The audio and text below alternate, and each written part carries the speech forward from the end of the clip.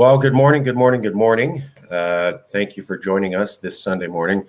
We might be looking at moving at the time since, most people aren't up at this time, but we're sticklers for process and order. And so we've always had this meeting at this time. We like to keep it for years, but might be shifting it to later on in the day. We certainly think Sunday's good.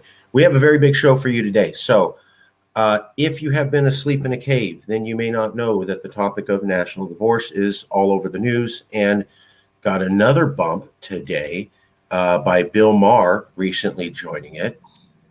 Roman, how's it going? Can you hear me? Yes. We have a new guest. Roman is not endorsing anything. He's a colleague of mine, Roman Padilla. We met through the Leo Zaki campaign, and I told him, hey, we're just trying to have a discussion about the future of California. And Roman, you have some strong opinions on that. I think I want to read your quote if I can. Go. Now, is this just us talking, or is this broadcast? We're being broadcast. This is recorded, and we're being broadcast, and you don't have to endorse or agree to anything at all. You can hate every idea you hear. This will essentially be a public discussion. Is that correct? That's all we're trying to do is have a public discussion. And when we did the debates with the recall candidates, we had 10 of them agree to talk about this with us after we did the debates because we were so fair during the debates. And, a lot of them did not like the idea, but they were willing to discuss it. And they said, why is that wrong to have a discussion in a free society? We call ourselves a democracy. We call ourselves the beacon of democracy. We say we're the Western order. Why can't we talk about a thing? Why can't we have a discussion about a peaceful idea? That's it. So may I read your quote to me, Mr. Padilla? Sure. Quote, I'm cool with Cali becoming a nation state as long as it's nationalistic and not socialistic, and that under no circumstances can said leaders of said future nation state of Cali suspend the constitutional rights of its citizens under the guise of an emergency. Now, there's certain phrases I want to avoid. Now remember, that was a personal communication between you and I was being a bit hyperbolic, meaning that, if we're getting invaded from the north by the Chinese who come in through Canada and the south, the Russians coming through Mexico invading us, well, then maybe we can use something like an emergency situation to deal with the invading armies. So, I was being a little hyperbolic, and that was a personal communication. But I think it's a good point. Because so we have been talking about national divorce for years here. It's gotten in the news recently. I did an article where it covered what the news was saying about it, and I sent it to you. And then you immediately had opinions about it, and that was the whole point. Not that there's a right answer, but that why is it wrong for us to discuss? And why can't, as Californians, we discuss these things? I mean, obviously, we saw things are highly polarized in America right now. January 6th was either a coup or just a parade, depending on how you look at it, but people are super polarized by that. There seems to be no way of things coming back together. Bill Maher was the first person in America that I've seen actually address the polarization with a harsh solution. And basically, he said the way to keep America together was just stop talking about your differences. Like, if you're that upset about it, just shut up and be quiet. That was his plan to keep the USA together. And maybe it's a little bit tongue-in-cheek, but I find it interesting that he's the only one that suggested a plan. Because all I've seen is the left sucks, the right sucks, the left sucks, the right sucks. The left is horrible, the right is horrible, the left is horrible, the right is horrible. Okay, well, how are you going to keep this whole thing together? Well, I don't know, but they're bad and wrong. I'm not seeing anybody going, where's the solution? Here's how we stay together. Are you seeing people talking about national divorce and saying, here's how we stay together, America? Because I see most people just saying, this is getting bad, but they're horrible. What's your take on this topic of national divorce or split or separation? Is it just hyperbole? Are people just blowing off some steam and they just need to cool out and it'll be okay? Or how do you see it? Well, I mean, I've been interesting you bring up Bill Maher because he's been a scion of the left, and I've been following him for years. And the guy's a bright guy, right? And he has a devoted following. And you actually see him kind of coming out against the cancel culture, right? and he's saying this suppression of free speech. I mean, that's, my communication with you has to do with, not suspending our constitutional rights. And as a tried and true classic liberal, where I have bled blue all my life, it's painful to see the folks featured in legacy media not supporting free speech, as offensive and as, quote, hateful, quote unquote, as it may be. We cannot have a functional democracy, a functional republic, constitutional republic, without free speech. Now, of course, if somebody is ordering violence, theft, or coercion through their words, that's different. When there's a material effect from somebody exercising their speech and it's causing material harm, that's different. But someone calling me a dirty Mexican, I can handle that. I hear you. Speaking of which, I encourage everybody to check out my other show. I do 2 shows on my channel. One is all Yes California stuff. And then the other show is called The Sweaty Mexican Chronicles. It's a little bit tongue-in-cheek. So I invited, we have another guest here. So we have another guest, Louis Wong. Louis Wong was one of the, so Roman Padilla, I was telling you that we at Yes California had met 25% of all the recall candidates who declared and 25 to 30% of all the recall candidates who qualified. Louis Wong is the millionaire from Irvine. He used his own money to come in 3rd or 4th showing in the Irvine mayor race. We worked with him a little bit to host a couple of debates, and he too is here to talk for a minute. We're going to get right back to the discussion of national divorce with Roman Padilla, making some incredible points about if California goes independent, are you going to be fair to all the political sides? Because Louis Marinelli, one of our other presidents, has said the exact same thing Mr. Padilla said. Roman, we'll get right back to you in 1 minute, 2 minutes. Let me talk to Louis Wong real quick. Louis Wong, how's it going? You're on the campaign trail. You're going to be running for office. And tell us a little bit about that, because Yes California has been interested in working with political candidates going into the 2022 election so that we can keep the conversation of national divorce going. Louis, what's going on? How you doing? Yes, sir, Marcus. Good morning to everyone. I am here in beautiful, sunny Southern California, Irvine. I am with my mom and a couple of my friends. We are talking, as we always do, about, life, about, what we can do to improve upon this paradise that we have right here. And time again, the short answer to your question, Marcus, is simple. I am doing the same exact thing that I always do, which is I talk to people, I listen to their stories, and we exchange information. Just like I'm very. This is actually my 3rd campaign. I ran last year for mayor, and then obviously we did our interactions for the gubernatorial. And every time I speak to anyone, I always encourage them to understand the facts, look at the data, but more importantly, here are the people who are bad.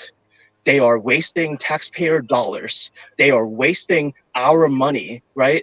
Anyone who comes here to spend money, they buy something from a Target here in Irvine using sales tax, or they buy something to eat at one of our fantastic eateries here. Their taxpayers or their tax dollars are being wasted by the terrible people at City Hall, and they know it because these folks are in bed with the big developers, and this is being repeated everywhere in every freaking city, all over California. Why do people have such anger against Sacramento and at their local government? Because there's so much corruption. It is being dominated by people who have big money. And they have these politicians in their pocketbooks, and it's being repeated time and time again. So I encourage everyone, please talk to your friends and neighbors, share information, follow my Instagram. I don't just talk about Irvine. I talk about the corruption at Anaheim. I talk about corruption at Sacramento, corruption going on in Washington, D.C. There's corruption everywhere. We have to come together as a people, and we have to fight against the richest developers and the billionaires. I'm a self-declared socialist. I'm a Bernie Sanders. I will never be in this situation if it wasn't for my hero, Bernie Sanders and Nina Turner and the squad. And it's because they are fighting truth to power. And right now, the unfortunate truth is all the politicians are bought and sold for. So let's end that. Let's end that. And it starts right here, right now. You and me, Marcus. Louis Wong. I love the fact that we have Louis Wong here, a declared socialist, also a millionaire, and we have Roman Padilla, who's very much against socialism, and we're having them both on at the same time because we believe in having a discussion. This just doesn't happen that often. Well, right? Because normally you pick one side and you go, how dare the other? We're having both on. Well, let me just say this. When we throw out capitalism and socialism and communism and fascism and any kind of ism, right? We actually live in a hodgepodge of many different isms in the United States. To say that we are purely capitalistic is completely erroneous. To say that we're completely swimming in a free market is completely erroneous. And to say that government is not exacting violence, death, and coercion upon us is also erroneous, meaning that, we have to come up with a system such that it protects our constitutional rights. It allows people freedom. It allows people to open a business and allows people to make decisions about their health from a personal point of view, and promotes prosperity. And if we have a little bit of, quote, communism over here and a little, quote, capitalism over there, because look at the military. That's run very fascistically. Think about it. And it's very socialistically run as well. Everybody gets health care in the military, right? Do we want a military where people follow orders? Yeah, it's probably a good idea. So that's very fascistic, right? But then they're defending our nation through their chain of command and whatnot, and how the military is run. But anyway, I'm always all for discussions. Any ism, socialism or communism, fascism, capitalism, that's run amok and there's no integrity by the people running the system. There's no integrity in the enforcement of the laws. There's no integrity in the making of the laws. Then we have a problem. That looked like the socialist and the capitalist agreeing there. Roman Padilla, you were saying things that I saw Louis Wong shaking his head. Louis, wow, look at that. People from wildly divergent takes on the political spectrum agreeing about the way forward. Let's have some peopleism. Can we do that? Can we have some peopleism? Government for the people, by the people? That's what we want to do.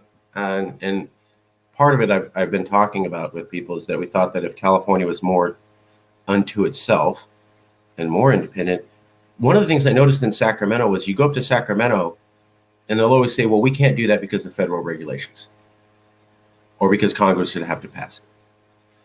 If you actually went to Sacramento and they had nothing to say, but I guess we didn't get around to it and it's all our fault and there's no one else to blame except for us and we have to take all the responsibility. Yeah, it's not good that they're able to pass the buck. So you go to Sacramento and you say, I want to hold you accountable. And they go, well, I have another master above me and I have other regulations above me. If they couldn't point to those things, they had no one to blame but themselves. So when you go to Sacramento and you go, hey, you're wasting extra money. Hey, you're not getting this done. Oh, it's because we chose not to do it all on our own. There's no one to blame. There's no fingers to point to. It's just them, and you have to hold them accountable. And that's a level of accountability that, frankly, California's never seen before. That's why we thought that more independence equals more accountability. It's a Republican talking point. Louis, I'm sorry. Well, I mean, you have the federal government has the ability to print money, right? And this is what you're getting at when you go to Sacramento. There's a lot of federal dollars coming into the state, and the legislators and the governor and the senators say, well, they hold up their hands and say, well, it's nothing we could do about it. If we want these dollars to flow into California to serve Californians through the largesse of the federal government, we have to toot their horn. Yeah, so you're absolutely right about that, right? That's all I'm saying. That's all I'm saying. Louis, I know you're a busy man. Last minute comments. Are you willing to take help from Yes California? We're willing to work for free, but we'd like to consult for your campaign. Are you looking for help on your campaign? I welcome everyone. It's not unidirectional, Marcus. It is bidirectional. So let's work. I am putting my services for all of you. We are all in this together. We're all friends and allies, and we're all, there is so much more that unites us than what the media portrays. Because when we are divided, they win. When we don't stand united, when the 99% when 99% is not equal to or greater than the 1%, then that's an issue. And we just have to recognize that we have strength and unity. So thank you so much, all y'all. Love you all. Louis Wong out. All right. Thanks, Louis. Really appreciate it. We're going to get back to our discussion on national divorce. I do want to point out something about Louis Wong. He's so California, right? Okay, so the guy is actually Tijuana Chinese.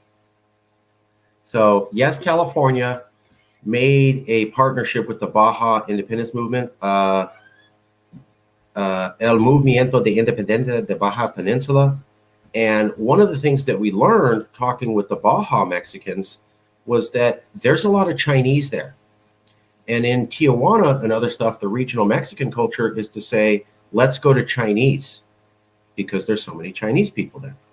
And they're kind of a mixed melting pot like here in California. Well, Louis's parents came from there. That's why it's Luis, Luis, not Louis. So that's actually a Latino spelling of his name, even though he's Asian. And he immigrated here, and then he became a business, and then I think he met his wife in China and brought her back over. So it's all sorts of immigration and stuff, and I love it. It's so California. Okay, now back to the discussion of national divorce. Well, can I make a quick comment about the Tijuana Chinese? Yeah, actually, it's been a while, but I used to spend a fair amount of time in Tijuana. A friend of mine was a sociology professor, the late Les Howard from Whittier College. And when I went down there and I spent a week with him, he was teaching at one of the universities in Tijuana. And I got a chance to kind of settle into Tijuana and see the non-tourist side of Tijuana. It's fascinating. And yes, there was a lot of Chinese, right? And that's something like your average person who goes over the border and goes to the tourist attractions doesn't necessarily see the significant Chinese population down there. Absolutely. I mean, getting good Chinese in Tijuana was very interesting. I just love it, right? Because you're like, Chinese people in Mexico. Yeah. You take these stereotypes, but then when you really look in, you find a greater deal of diversity. The Chinese immigrated there. They've been accepted by the local community. They're now part of the local community. When I went to London late at night, you'd always say, let's go Indian. And what that meant was the British liked Indian food late at night. That was their equivalent of McDonald's. And so the London culture adopted Indian culture. And it adopted it as, this is our Taco Bell hour. Like, people go for crazy for Taco Bell at midnight. At midnight, if you're in London, you say, let's go Indian. And that doesn't mean you're becoming Indian. It means you go get Indian food. Well, here's Tijuana. And they always go, let's eat Chinese food. And that means, what's for lunch? So I just love that cultural interplay and interfusion. I love the fact that Louis was able to come here and just readily get accepted in California culture. I mean, he's technically an immigrant. He's a extra. There's a term where you immigrate from one country to another, but your third country is actually your destination of choice, and so you immigrate to there. So it's a multi-transplant. And California is full of that. We're super diverse. We have Asian people with Latino last names. That's who we are. I just love stuff like that, pointing that out. But getting back to transnational immigration. That was it right there. Thank you. Transnational immigration. Thank you, Jason Wright, Mr. Wright. It's called transnational immigration. California has like the highest percentage of transnational immigrants. So when I always say that we're the best in the world, what I mean is that we have people who travel the entire world, have lived in multiple countries, could stay in any of those countries, rejected all of them, and specifically chose to live here. So if you look at a lot of our immigrants, this wasn't the first stop. They lived in Malaysia or El Salvador or parts of Africa or parts of Europe, and then they chose to immigrate again and chose to immigrate again until they finally got here. And these are people who have lived in many countries, and they didn't want to go back to them. They wanted to stay here. So imagine you're going shopping and you check out 7 grocery stores before you finally pick one. And that one grocery store is the one that you wanted. It's the one you always look for, and you only shop there anymore. What does that mean? It's better than the other 7 grocery stores because you didn't go back to them. Transnational immigration. Why is California the number 1 destination for people in all of America, in all of the world? We're FDI number 1. That means foreign direct investment number 1. That means we're the most attractive place for anyone with $1 billion anywhere on the surface of the earth to invest their money. We're also immigrant central number 1. We're the most attractive place for people around the world to immigrate to. We're also, I think, college student destination number 1. We're the most attractive place on earth for college students to want to go to university to. Why? So that's a little bit about California. Let's get into national divorce. So I'm going to show you a couple screen shares.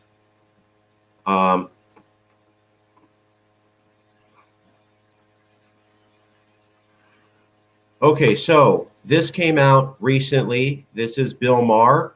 He just said, let's talk about national divorce. Here we go. Now, I don't think Marjorie Taylor Greene should really be a representative. I know you can't hear it, but we'll house cover it. and tell your kids to avoid on Halloween. Last week by Representative Marjorie Taylor Greene, should America have a national divorce? Now, I don't think Marjorie Taylor Greene should really be a representative at all. She's the house you tell your kids to avoid on Halloween. So what Bill Maher right there said was he opened up the entire segment for should we have a national divorce? And then he says, here's Marjorie Taylor Greene, the sitting Congress member, and she did a poll on that, which is what caused a lot of media, was that Marjorie Taylor Greene is a member of Congress, was legally elected. They cannot prove that didn't happen. And she did a poll on this. That's the first time since 1860 a sitting member of Congress has been asking about this at this level. 89,000 people. That's about 20 times the amount of an average poll. So they got to say there's nothing to it and let's ignore it, right?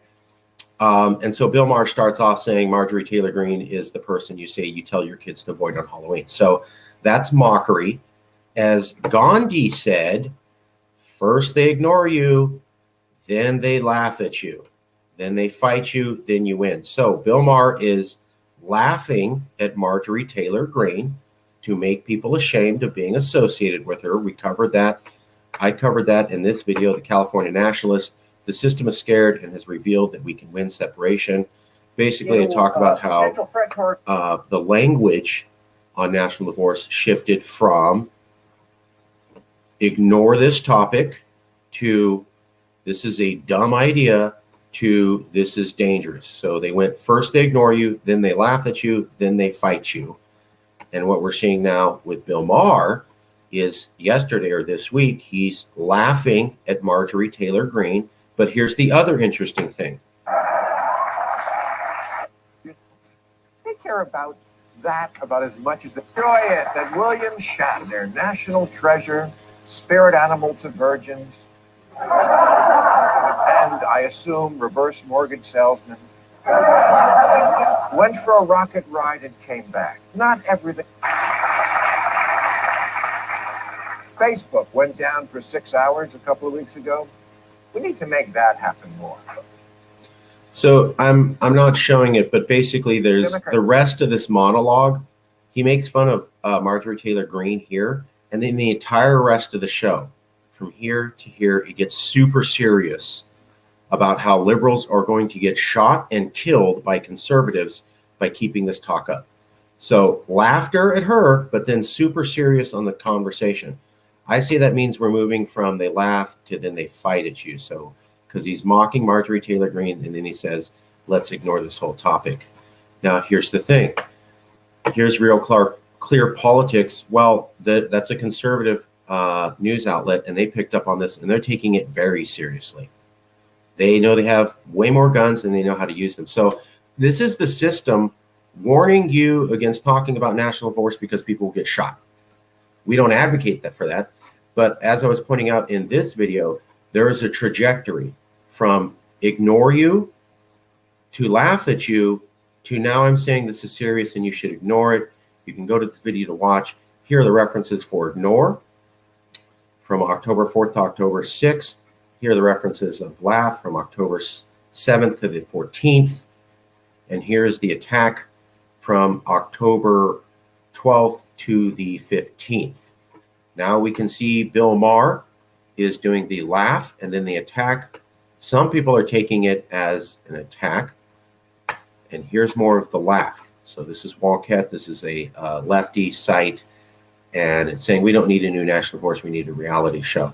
So you can see the system struggling with how to categorize this. Are we in the laugh or are we in the attack phase? Bill Maher doing a laugh and then attack. Some people interpreting it as the attack phase. Some people interpreting it as the laugh phase. So the conversation keeps going.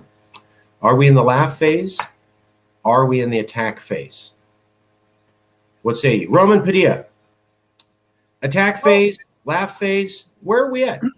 Well, like in our conversation yesterday, I think because of what Governor DeSantis is doing in Florida and Governor Abbott's doing in Texas, and that they are kind of flying in the face of what the Biden administration is dictating surrounding COVID, and they're achieving some traction and success in their own states with that and getting certain recognition in certain aspects of the media for the successes that they're garnering, that the reason that a Bill Maher or the folks in the liberal establishment don't want to have this conversation is because it highlights what's going on in Florida and Texas that's making many blue states look bad. So that's my take on that. Is national divorce a fluke? So a month ago, Sarah Silverman brought up this idea, and then everybody laughed at it. But then a bunch of conservatives started talking about it. And then Marjorie Taylor Greene, a Congress member, for the first time seriously talks about it. And then she has a poll with 90,000 people, or 20 times the amount of a normal poll, talking about it. And then Steve Bannon jumps in and starts talking about it. And then Bill Maher jumps in and starts talking about it. So we go from one comedian making a joke to a month later, now we have the top conservative and top liberal person talking about this like it's a serious issue. Flash in the pan, fluke, or sign of things to come? What say you, Mr. Padilla? Well, again, I think secession, right? A state seceding from the Union of the United States and now creating a new nation state that can issue its own passports. That's sort of the pie in the sky hyperbolic statement that's put out there that basically gets people to talk about the difference between states' rights versus nationalistic rights or nationalistic dictates, and how they intersect, right? State rights versus what the federal government says, and that intersection, right? There's some things that the states like from the federal government, money, but they don't necessarily like the COVID dictates, for example, like DeSantis and Abbott are not conforming to the Biden COVID mandate. So that's what I think. That's what I think the underlying issue is. It's like there is diversity within the United States, right? The flyover states are very different than the coastal states. The flyover states think that the coastal states look down upon them, right? And are not recognizing the needs of people in the Midwest and the South compared to, quote, liberal elites on the coasts.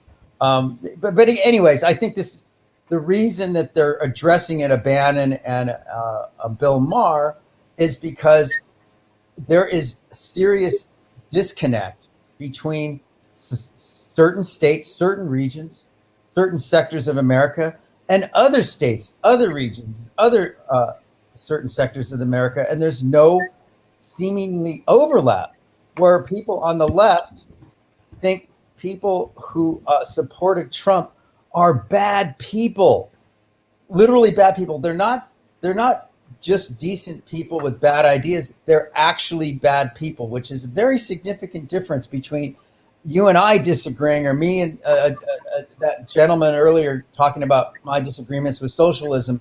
But he's a good guy. I could tell he's a good guy. I'm a good guy. But we should be able to have discussions about very serious topics without somebody personally attacking me, or me personally attacking somebody else and saying, oh, Roman is a bad person for thinking that, well, we should have a health freedom, and we should be able to have the ability to exercise informed consent around our medical decisions. I shouldn't be considered a, quote, bad person for advocating that. But yet people are saying, oh, well, you advocate informed consent around vaccinations. Oh, you're a bad person. You want to spread COVID-19 virus. Nonsense. And this is what I think is the crux of the issue is regional differences within the United States, like in what we see in Florida and Texas, versus what we're seeing on the coasts. And there doesn't seem to be any intersection. So out of that frustration, you have a Bannon and a Maher address the issue. Let me show you something. There was a survey recently. Let me show you something real quick, if I may. And then I want to ask your opinion.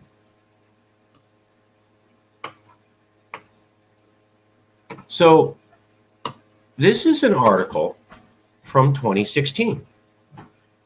Forbes 2016, How We Became Red, Blue America and What We Must Do About This. This is 4 years old.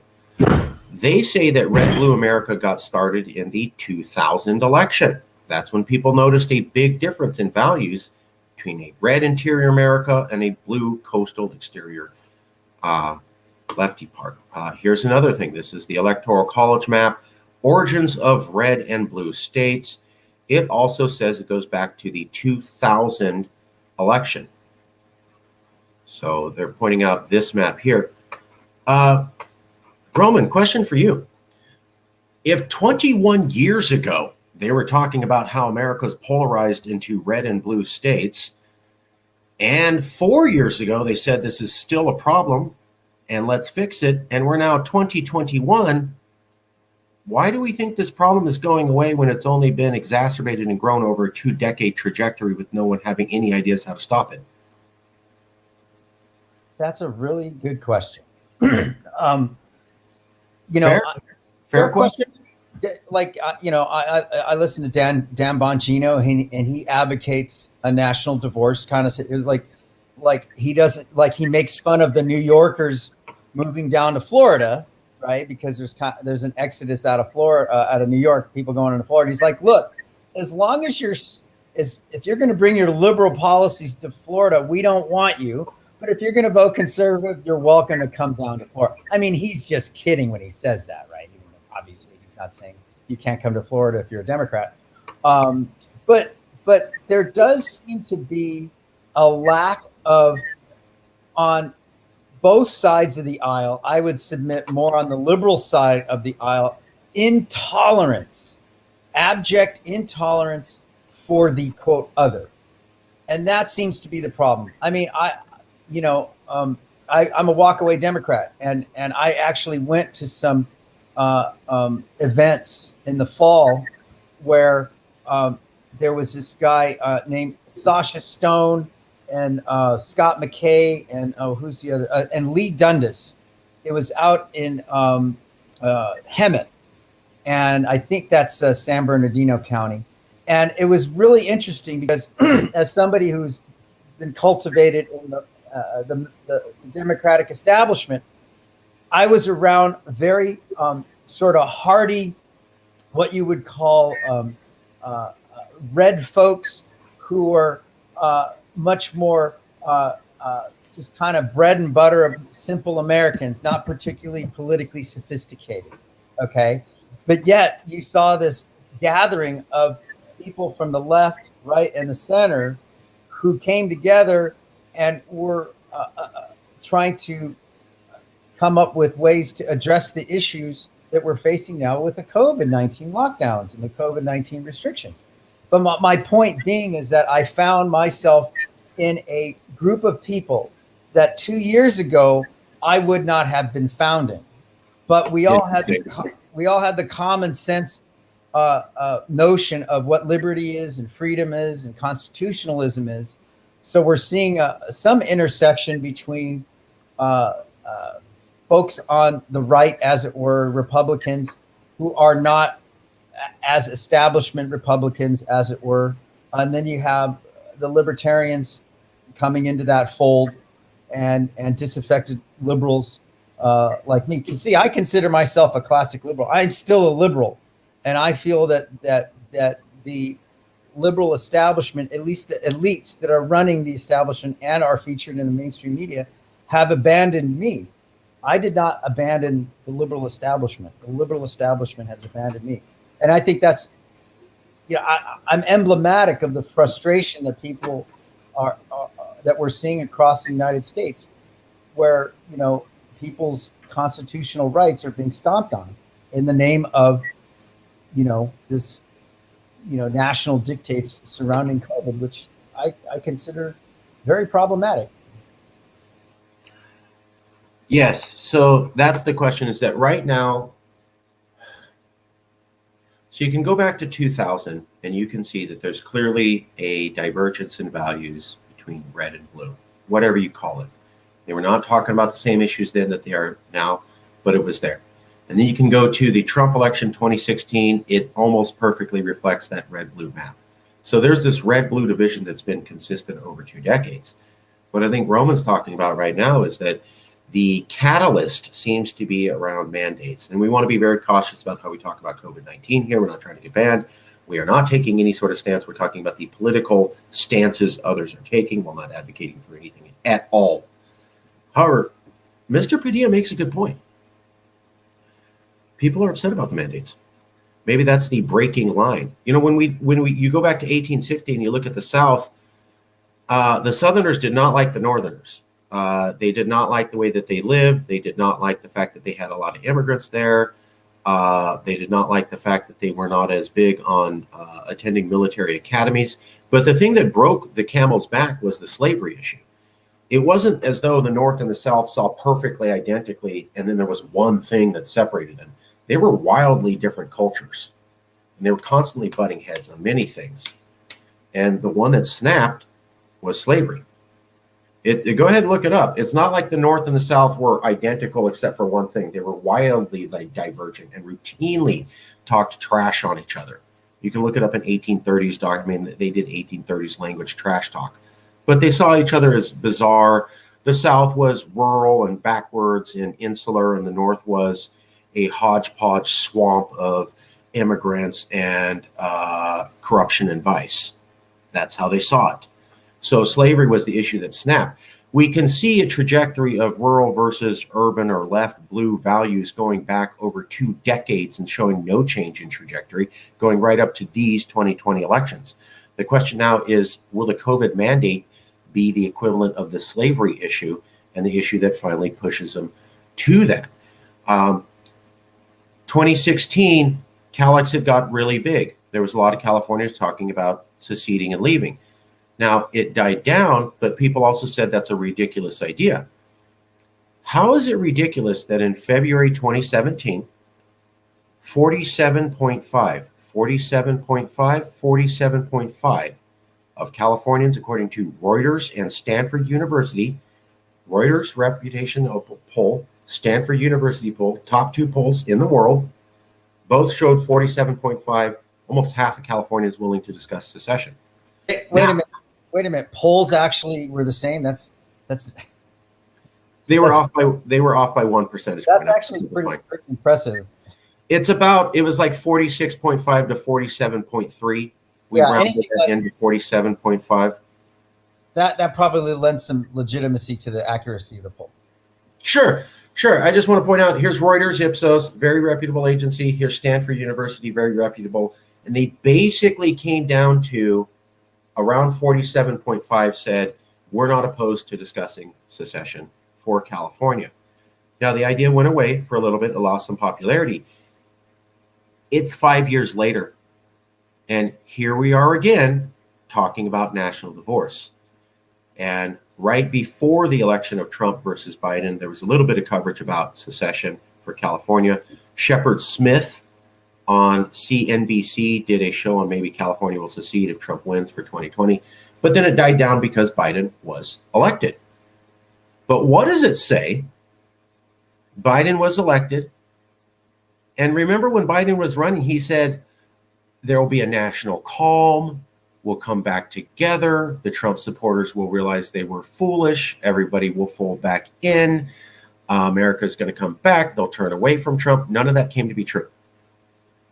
So my question to the audience is, they said Biden was going to bring all the king's men and horses back together again. He didn't. It's 6 to 8 months in, and now everybody's talking about national divorce. And a month ago, when they started initially talking about national divorce, we were the only ones saying this conversation is going to continue going forward. When Sarah Silverman made a joke and a few conservatives were picking up on it a month ago, we said this is going to keep going. Everybody else said this is silly and you're wrong. How come they all got it wrong and we got it right? How come we were the only ones to predict that this conversation would keep going? Well, I think independent of what's going on between the left and the right, the Democrats and the Republicans, Biden and Trump, we here in California have always felt that we're special. There's this, I would say, this California exceptionalism, right? We have ports, we have 40 million people, large landmass, and, we're bigger than the fifth largest economy in the world, and even when I've traveled abroad, right, I've been to Europe and Singapore and Australia, and when you tell people you're from Los Angeles or California, their eyes light up like, ooh, we're somebody special. We're something special just from being from California. It's definitely has a golden calf allure across the world, right? And so I think we've always had that here in California, right?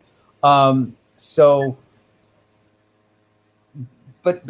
as far as like an actually creating a new nation state and seceding from the Union, I think, there would actually have to be some sort of commission, right, that would actually go through the steps that would actually have to take place at, from the city councils to the counties to the state legislatures to the governorships to what's going on at the federal level that would actually allow a state to secede and become its own nation state.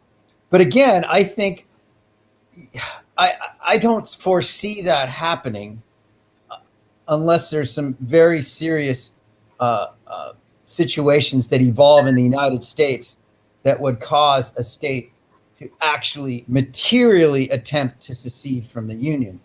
I think, again, it's more about this issue of a political divide, the sensibilities of people in the Midwest and the South, and those on the coast, and the issue of national sovereignty and its imposition upon state sovereignty and the intersection thereunto pertaining, right? And the final analysis, who gets to flip the bird?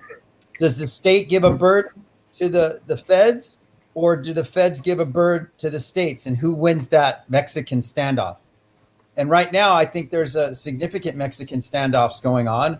And that's why, again, that frustration, it's just like when two a married couple's arguing, right? You don't want to jump right to divorce, but 2 or 3 years before the divorce, both the husband and wife are probably kicking it around. They're kicking around the notion of divorce to try to get the other person to behave better, right? but not necessarily jumping right to divorce. It's just put on the table to give the other to show leverage, saying, "Hey, I'm willing to divorce if you don't change your behavior. I'm willing to divorce if you don't if you don't agree with me on where to send the kids to go to school or whatever." I have a question for you, but we're going to go to Louis Marinelli. Louis, what do you think? Roman Padilla, colleague of mine, well connected politically out here, big friend of Leo Zaki, the conservative, and a conservative himself. So Mr. Padilla is a conservative, a little bit like a little bit more than me. Conservative I'm a classic liberal, where unfortunately I'm finding that the embracement of classic liberalism and where that's bubbling up tends to be on the Republican side of the equation now. Okay. But I'm still a liberal. Okay. Terminology debate done. Louis, what do you think of Mr. Roman Padilla's comments? Louis Marinelli, Roman Padilla. What do you think, Louis? Well, actually, I mean, as you may have seen, I just joined in a few minutes ago and was not able to catch the beginning of what he said, so I can't really comment. Oh, okay. Well, then we'll get to basically. I was talking to Mr. Padilla about how you can go back to the 2000 election, 21 years ago, and you can see people talking about a red-blue split in America. And you can go to the 2016 election with Trump and you can see a red-blue split. And then you can go to the 2020 and you can see a red-blue split. It's been 20 years. There has been no slowing down of the red-blue split. People talked about this being an issue 20 years ago. It's still here. And now we're talking about national divorce. Now, if I went back 20 years ago and said national divorce, I would have been laughed at. Why is it 20 years later, there is no progress on the red-blue split? And why is it after a month, the topic of national divorce only continues to grow? Sarah Silverman brought it up as a joke. Then conservatives picked up on it. Then Marjorie Taylor Greene. Then Steve Bannon. And now we have Bill Maher. The topic only seems to keep growing. Yes, California was the only group to suggest that it would keep growing a month ago. People said we were wrong. They were wrong. We were right. How come the topic of national divorce only seems to keep growing? And how come the topic is still relevant 20 years later? Now, certainly the topic of California seceding is radical, but this looks like America can't come back together again. When you look at Bill Maher slamming the idea of national divorce, his solution to keeping America together was everybody just shut up and don't express their opinions. That's a workable solution to keeping things together. We're 20 years in deep. The topic of national divorce doesn't slow down. And the best thing you have to keep this thing glued together is just don't express yourself in a country called the land of the free. Now, I understand the topic of secession is radical, but does this ship look like it's going to hold? Roman Padilla. I mean, again, I think that any sort of secession movement or a movement by a state like what we see in Florida and Texas to defy the federal government, it's more about a frustration that we find regionally, right, in the South and the Midwest, and that there is a perception, real or otherwise, in the South and the Midwest, that what's coming out of Washington and what the laws, rules, and regulations that are coming out of Washington and mostly agreed upon by the coasts, California, Washington, and Oregon, for example, and the New England states, more or less, right, roughly, agree with Washington, and the Midwest and the South disagree with Washington, right? And out of that frustration, you have people saying, hey, look, why aren't, instead of people coming together, instead of, Governor Abbott and Governor DeSantis being invited to the White House and having a conversation about how to move forward in a way that the national dictates can be amenable to what Texas and Florida want to do, for example, and how to bridge that gap. We don't see that conversation. We see, well, let's make fun of DeSantis, Death Santis.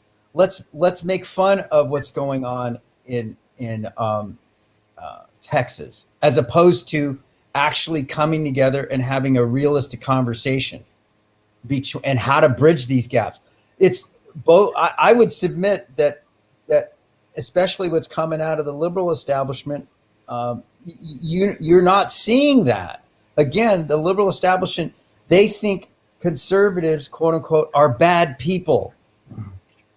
They're not just good, decent Americans like Democrats are.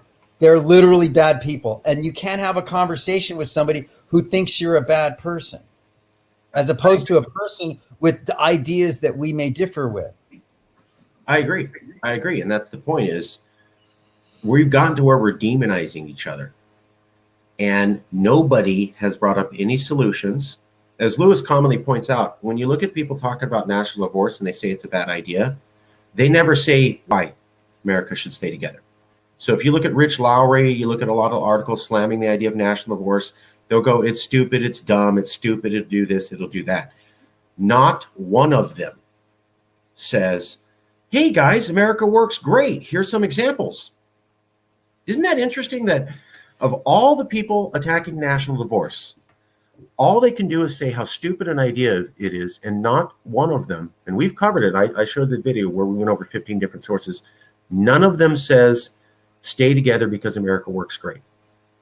Why is it, Roman, that everybody who attacks the idea of national divorce, not one of them brings up how America is functional and that's why you shouldn't leave? Why is that? Why do they completely fail to make that point?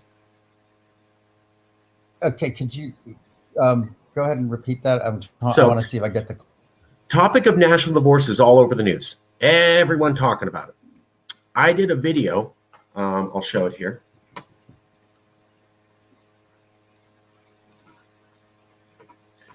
I did a video where I point out how the system, but a lot of people trash the idea. So here's some references. No, we can't get a national divorce. October 4th, a surprising share of Americans want to break up the country. They're wrong. The impractical fantasy of national divorce. Surprising share of Americans want to break up the country. They're wrong. National divorce is a foolish idea. National divorce is poisonously stupid. Civil war, you got to be kidding me. Joy Reid, the big cancer the GOP has spread. They want America to get a national divorce.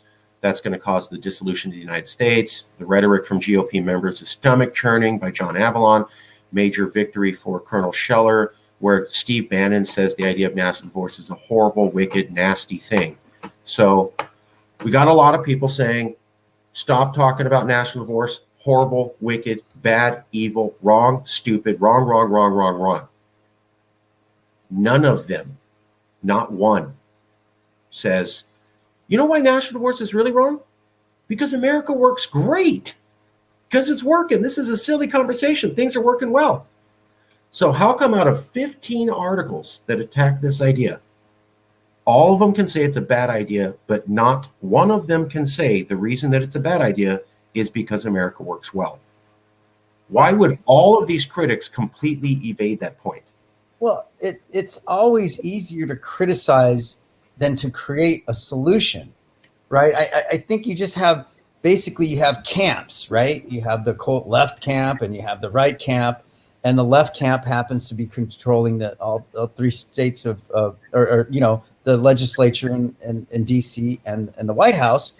And so there is there's this frustration that the folks in the Midwest and the South and folks on the West Coast and the East Coast who have more, shall we say, classic liberal or conservative sensibilities, and though their needs are not being met in the current political discourse.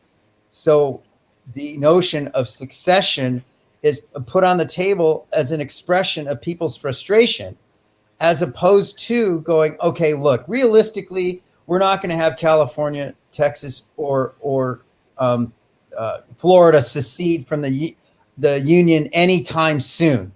So in the meantime, this is how we're going to solve this problem between state and federal sovereignty. we're not having that conversation, and that's why people are throwing around secession ideas again. Even if California, even if the federal government said, "Look, we're going to let you secede, California," and the state legislature and the governor, and there was a statewide initiative that majority of the Californians who voted in that initiative voted for seceding from the United States, it would take years, in my opinion, to have that actually take place, such that California is going to be issuing passports, and the United States will be 49 states, and California is going to be its own nation state. That's literally years off if everybody agreed to do it. So in the meantime, what are we going to do? That's my point, is that you don't see President Biden reaching out to DeSantis and Abbott. They mock each other. You know, DeSantis is mocking Biden, and Biden is mocking DeSantis and Abbott, instead of saying, "Hey, let's all kumbaya." This is my frustration, because I came into the political establishment 30 years ago, and I didn't see this level of divisiveness. Thank you. Years ago. It's outrageous. It is bad. You agree that it is worse. Oh, God, yes, it's horrible. Okay. So, and I hate to do this, but what I was getting at was, here, I'll just share the screen again.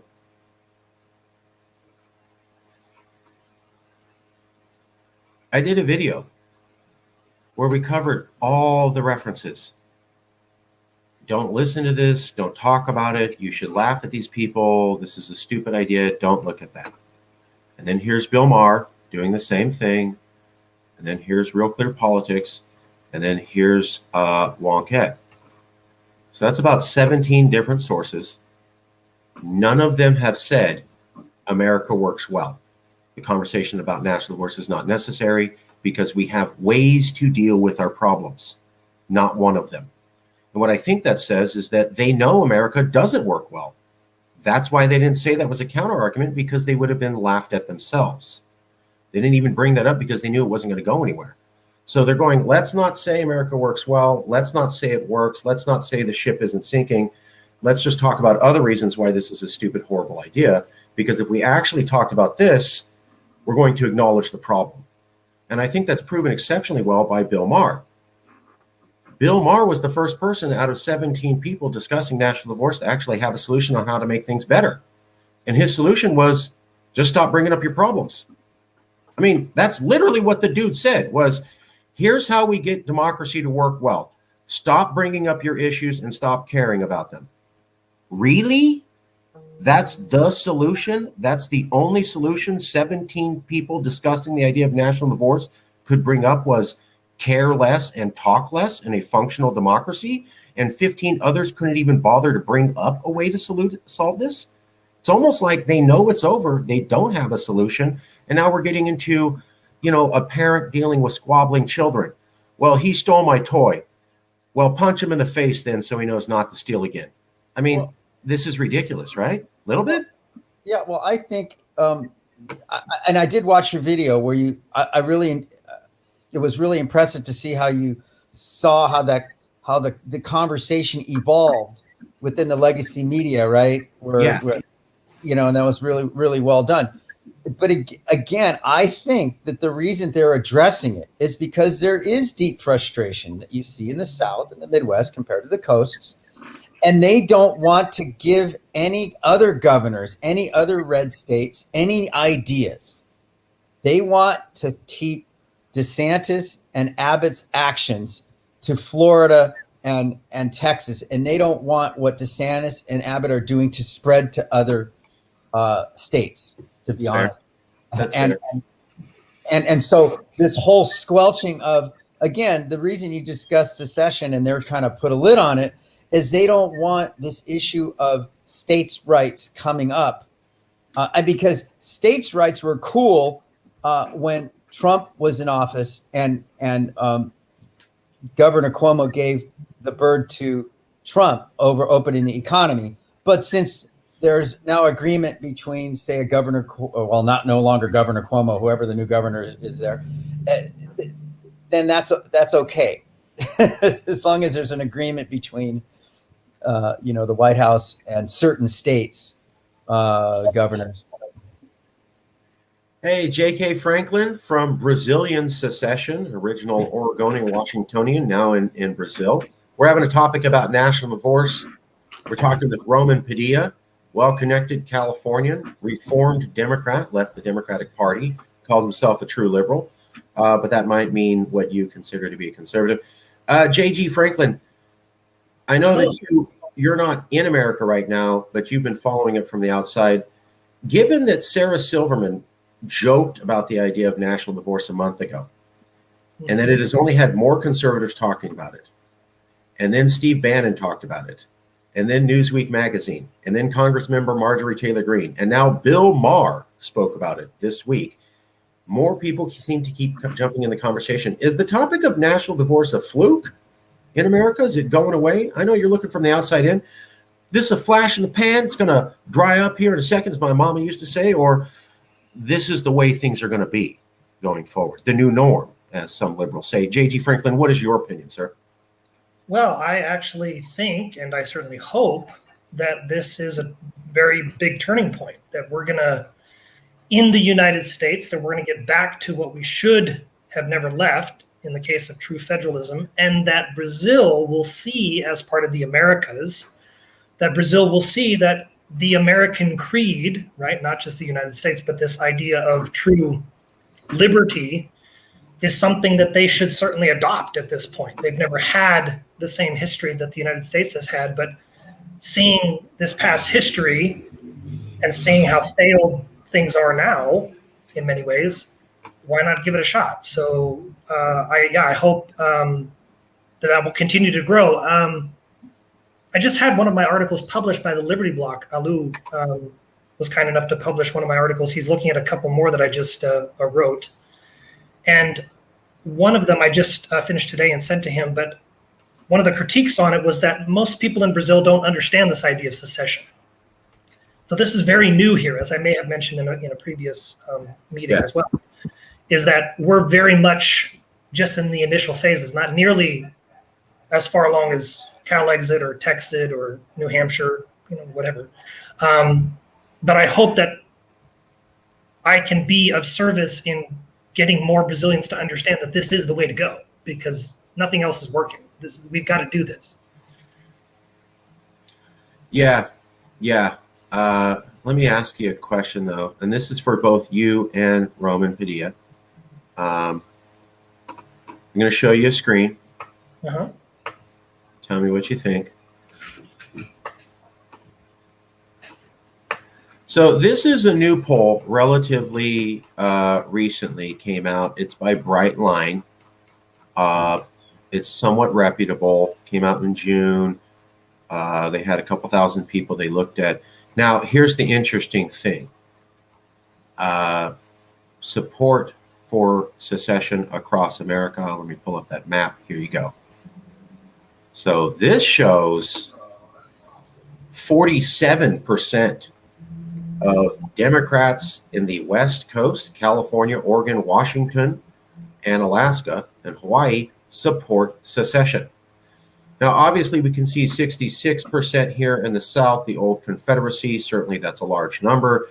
But 47% of Democrats on the West Coast supporting secession in this poll from June 2021. And what always grabbed me was that 47% of Democrats supporting secession in the West Coast. Well, 2/3 of the population of the West Coast is California.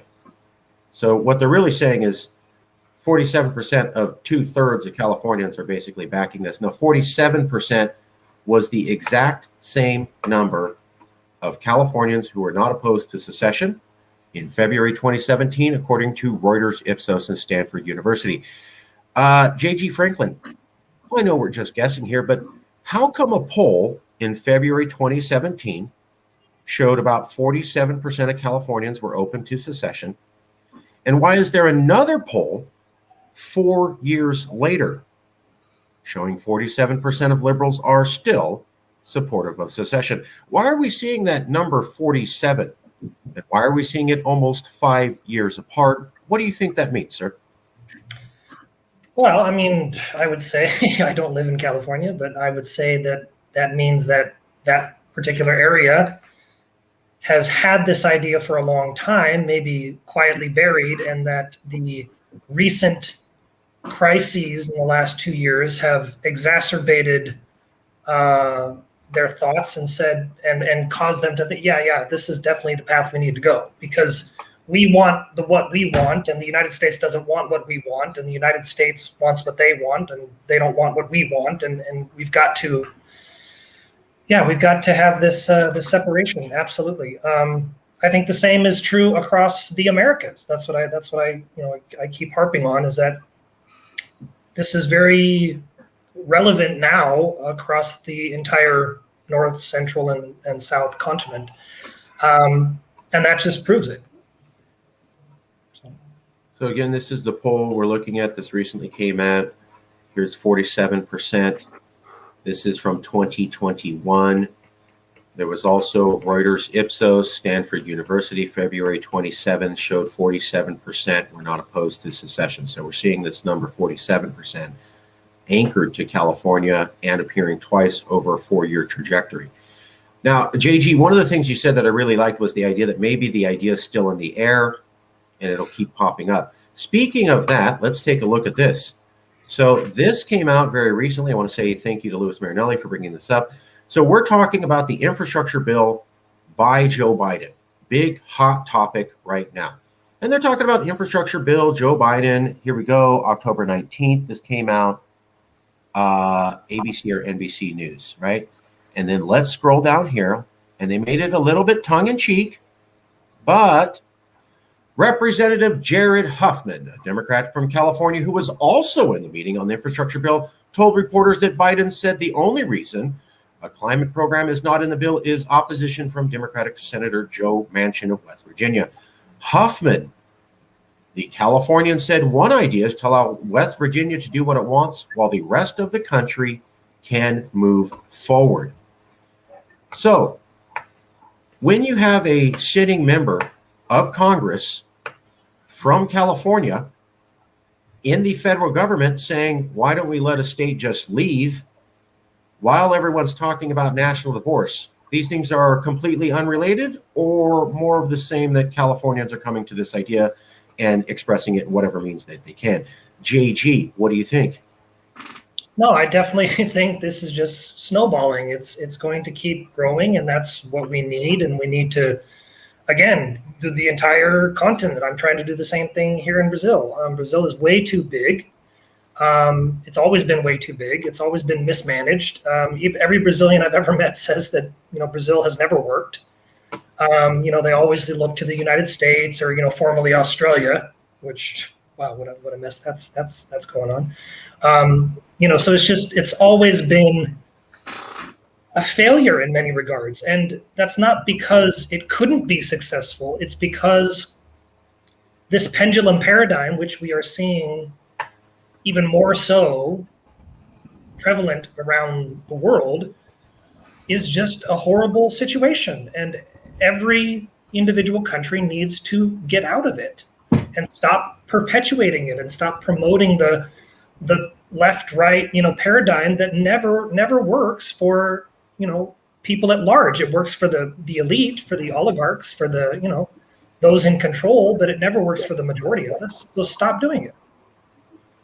So again, we're talking about how, here's the topic of national divorce.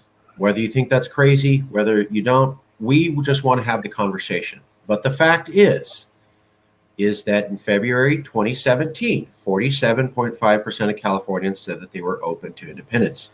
Now we have a poll from June 2021 showing 47% of basically Californians are open to independence.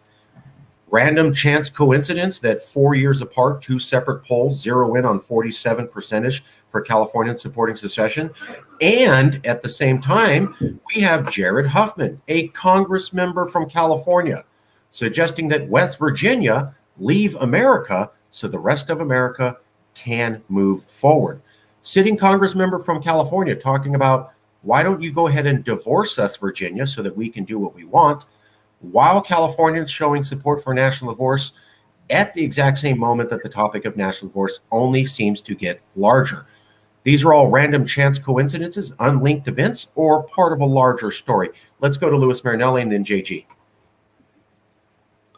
Well, first I would suggest a different interpretation of the congressman's words. I don't know that he meant that West Virginia should leave the union, but simply that maybe they would craft some kind of exemption into the legislation so that West Virginia and its fossil fuel industry would not be impacted by the other climate change legislation as in a larger bill. Because he said, let West Virginia do what it wants. Well, that reminds me of a lot of times that California got its exemptions from federal laws because it does what it wants, or it does more than federal law requires. And Marcus always brought this up to me years ago with, especially when it comes to pollution and environmental issues. California has a record of getting these kind of exemptions to federal laws so that it can kind of do what it wants. So I'm not sure that the congressman was, I'm sure he has no objection to something like West Virginia seceding from the union because everybody knows what West Virginia is all about. But I think that his words there were more about maybe some kind of exemption for West Virginia so that their fossil fuel industry would not be impacted. And then that way would allow the senator from that state to stop holding up the passage of the bill for everybody else. So that would be, I guess, the first thing that I would say. I'm not sure, of course, only he knows what he means by that. But I think that he is talking about an exemption from that. Fair enough. Could be. We don't know.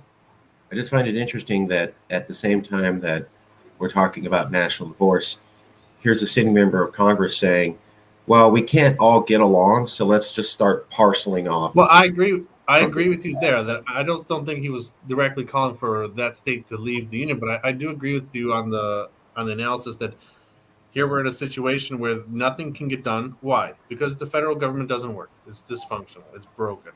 And so this is a case in point where we have, well, let's not say we because I'm not part of that group, but they have the White House, they have the House of Representatives, they have the Senate, the majority of it, with Kamala Harris as vice president, and they can't get anything done, the Democratic Party. They have unified government, and they can't get the signature piece of legislation that the president ran on for his campaign saying, elect me president, and I will achieve these goals. And they can't get it done. And I'm not a Democrat, but I think that they should be able to get it done because they won the election in 2020. And I believe, call me old school, but when a party wins an election, they should be given some flexibility to pass the legislation and the priorities that they believe in, that they were elected to do, even if I don't personally agree with it. And so here is the situation where in 2020, the Democrats maintained control of the House of Representatives and the Senate, and they won the White House, and they can't get anything done. Why? Because one senator, or maybe we can even say two senators, one senator from a red state and another senator from a red state, both Democrats, by the way, are holding up legislation for the whole country. And that, for me, speaks more about the dysfunction of the system and the dysfunction of the federal government. And so when a sitting member of Congress says, why don't we let West Virginia do what it wants, I think that speaks more to the idea that there's a realization that it's going to be more and more difficult for there to be consensus in the United States, for there to be, 100 senators when one of them can hold up legislation. And unless they can get 60 for cloture, right? They're not going to be able to get 60 for many controversial issues, 60 votes to close debate on many controversial issues, thereby allowing one senator from a different state to hold up everything for everybody.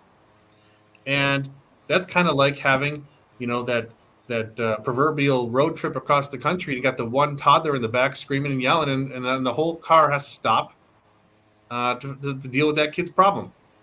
And so nobody gets to go anywhere. And then the parents say, well, we're just going to go back home now because the toddler is causing a problem.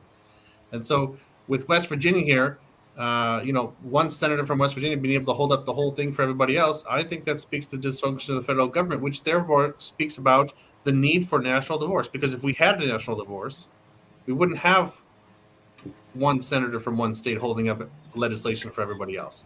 And California could pursue the policy preferences when it comes to climate change, when it comes to infrastructure, when it comes to the other progressive aspects of the legislation that the Progressive Caucus wants to pass, and it would be able to do so and pass those things relatively quickly, I believe, considering California's political leanings. And then West Virginia would be able to do what West Virginia wants to do. That's what I think he was talking about there. West Virginia would be able to do what West Virginia wants to do. They could do all the fracking they wanted. They could do all the coal mining they wanted. They could do all whatever they wanted to do because it would be West Virginia. And it wouldn't impact what we do in California. It wouldn't impact what they do in other states. And so that really, I think, speaks to the heart of the argument. So while I don't agree that the congressman was saying West Virginia should secede, I think the congressman may have indirectly made the case for national divorce, saying without us having to live under this dysfunctional household, under the same roof of this house that's divided against itself, then we can pursue each side anyway, can pursue the type of agendas and priorities that they want to pursue and not stand in each other's way. Well, can I enter in here real quick? Well, Manchin, and I guess it's, how do you say Senator from Arizona, Sinema? Is that how you pronounce it? Sinema? They have a concern about the increase in that Biden's, whatever it is, $3 trillion bill.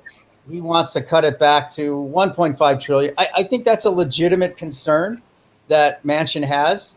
And just because technically the Democrats have the majority in the House and the Senate, and they are trying to get Manchin and Sinema in line and saying, well, hey, since we're in the majority, you guys got to fall in line. I think that goes against the very notion of what a constitutional republic is. Right? I mean, he's got a legitimate concern, as I do. I mean, we're seeing, significant demand pull inflation where you're getting a flood of, if you guys look at the money supply, it's outrageous. We dumped more money into the monetary system in the last year than it was all, I forget the whole statistic offhand. Right. But we're going to possibly see significant demand pull inflation. And with the supply logistical disruptions we're seeing, we got hundreds of ships off the port of Los Angeles who can't bring their goods into the port. That's going to cause cost push inflation, right? So we may be going into a hyper inflationary situation over the next, year to 18 months to 2 years. And I think that's a legitimate concern that Manchin's bringing to the table. Yeah, I agree with you. I mean, I don't support any of the legislation, politically speaking. I'm not a Democrat. I'm not a progressive liberal like the people who want to pass these things. I believe in some things of the left and some things of the right. So I agree that I don't think the American society should be an entitlement society either. That's what Manchin's talking about. He thinks that there's too much, too many entitlements there that's going to make our society into an entitlement society. But that being said, the president was elected with the majority of the votes to do something. And one senator has all the right in the world to express his views or her views in support or opposition of a piece of legislation, but I don't believe that one senator should have the ability to hold it up for everybody else. Sir, have your 2 minutes or 5 minutes or whatever, how much time they allot for debate in the Senate. But then after that point, there has to be a vote, and it has to go up for a vote. And I don't think that one senator should be able to hold it up. That's all. Right. Okay. So just to review one last thing, and we're going to go to a new question here for everybody. Want to get everyone's opinion. Just want to make sure to make this clear. So this was, and you can go here and find this out. Here is the survey. California supports secession more than reported by before. Here's the Stanford. Here's the Reuters survey. 32%, 15.5%. 47.5 willing to discuss survey methodology, walk you through every single part. There's the original data from Reuters Ipsos. There's the original citations. Here's some maxed out data charts. And then we can go to Stanford, 27, 4, not sure, 19%, 46%, again, using the methodology. So if you round that up, it's around 46 to 47.5, you could say somewhere around 47.5. And here we are, 5 years later, Brightline survey. And I understand this isn't California specifically to California, but here we go again. Here's California. California is about 2/3 of the population of all these states combined, with 47% supporting it. Now, the interesting thing there is, I want to get to this. I just wanted to point that out. So here's the question for everybody. How do we keep America together? Bill Maher, as I just talked about, there's many articles talking about national divorce and saying it's a stupid idea. But as Lewis pointed out, not one of them says America functions and that's why you should stay together. In fact, when Bill Maher recently talked trash on the idea of national divorce, he did not say America functions well. What he said was the way to stay together was just stop bringing up your problems and don't care about them as much. That's literally what he said. So is not talking and not caring about your issues a plausible way to keep America together? Or is that just silly talk? What say you guys? No, I think that's insane. I mean, I can personally attest that in my particular relationship, which is a very much a microcosm for what's really happening around the world, right? No, there's irreconcilable. This ain't going to function. This ain't working. No, it's and to ignore that is like insane. That's psychotic. Right now, in the United States or even in Brazil, if there were like a general poll, something like this, to where 47% said let's talk about it. Well, where are those 47%? In the state of Minas Gerais, São Paulo, Rio de Janeiro. Okay, then let them talk. And let everybody else stay. Okay, but that doesn't negate the issue. The issue is there has to be a separation. How that looks is very open to discussion. And here it is. Here's an equivalent situation that I could think of. Okay, let's say I am a Californian, and you can consider, just for the sake of discussion, the state legislature and the governor is mom, and the federal government is daddy, and I'm a child, and we're children of this marriage. And as a adult child, we're saying, hey, there's an argument. Mom and dad keep arguing. This is bullshit. Some kids agree with mom. Some kids agree with dad. They don't seem to be getting along. So again, I think the expression of Californians and anybody in the country for a national divorce or secession of their state away from the union is an expression of frustration that their needs are not being met, either they think their needs are going to be met more by more states' rights, or their needs are going to be met more by federal rights over states' rights, or federal power over state power.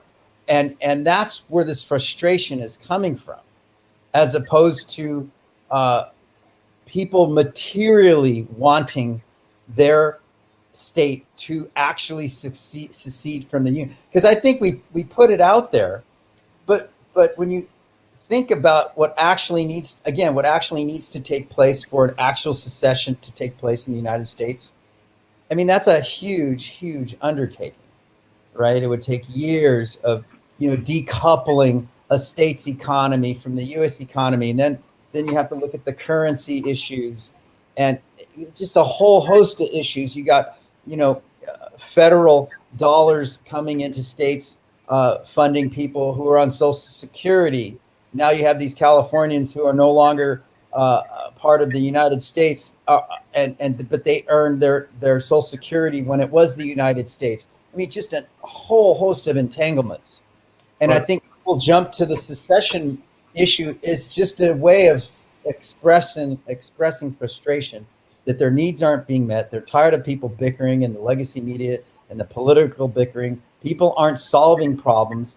They're making fun of each other, and the house is burning. I mean, if anybody doesn't see this very serious issues that are going on in the United States, economically, socially, culturally, foreign policy wise, has their head in the sand. Sure, sure. But I would like to point out something, if I may. So Brexit did not take forever. Brexit was an idea to vote to fruition within about 3 to 4 years. Now, here's the other interesting thing. There's only one study on legal secession. I didn't say shoot your way out secession. I said legal secession. And that's by the University of Ontario. I'm pulling up the reference here. It's called How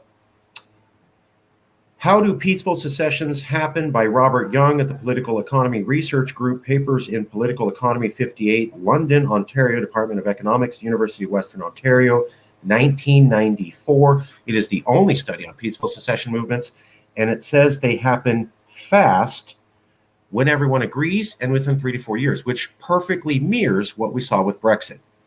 So we have an academic study from 1994 saying 3 to 4 years for peaceful movements through a vote. And then we have Brexit literally embodying this prediction 2 decades later.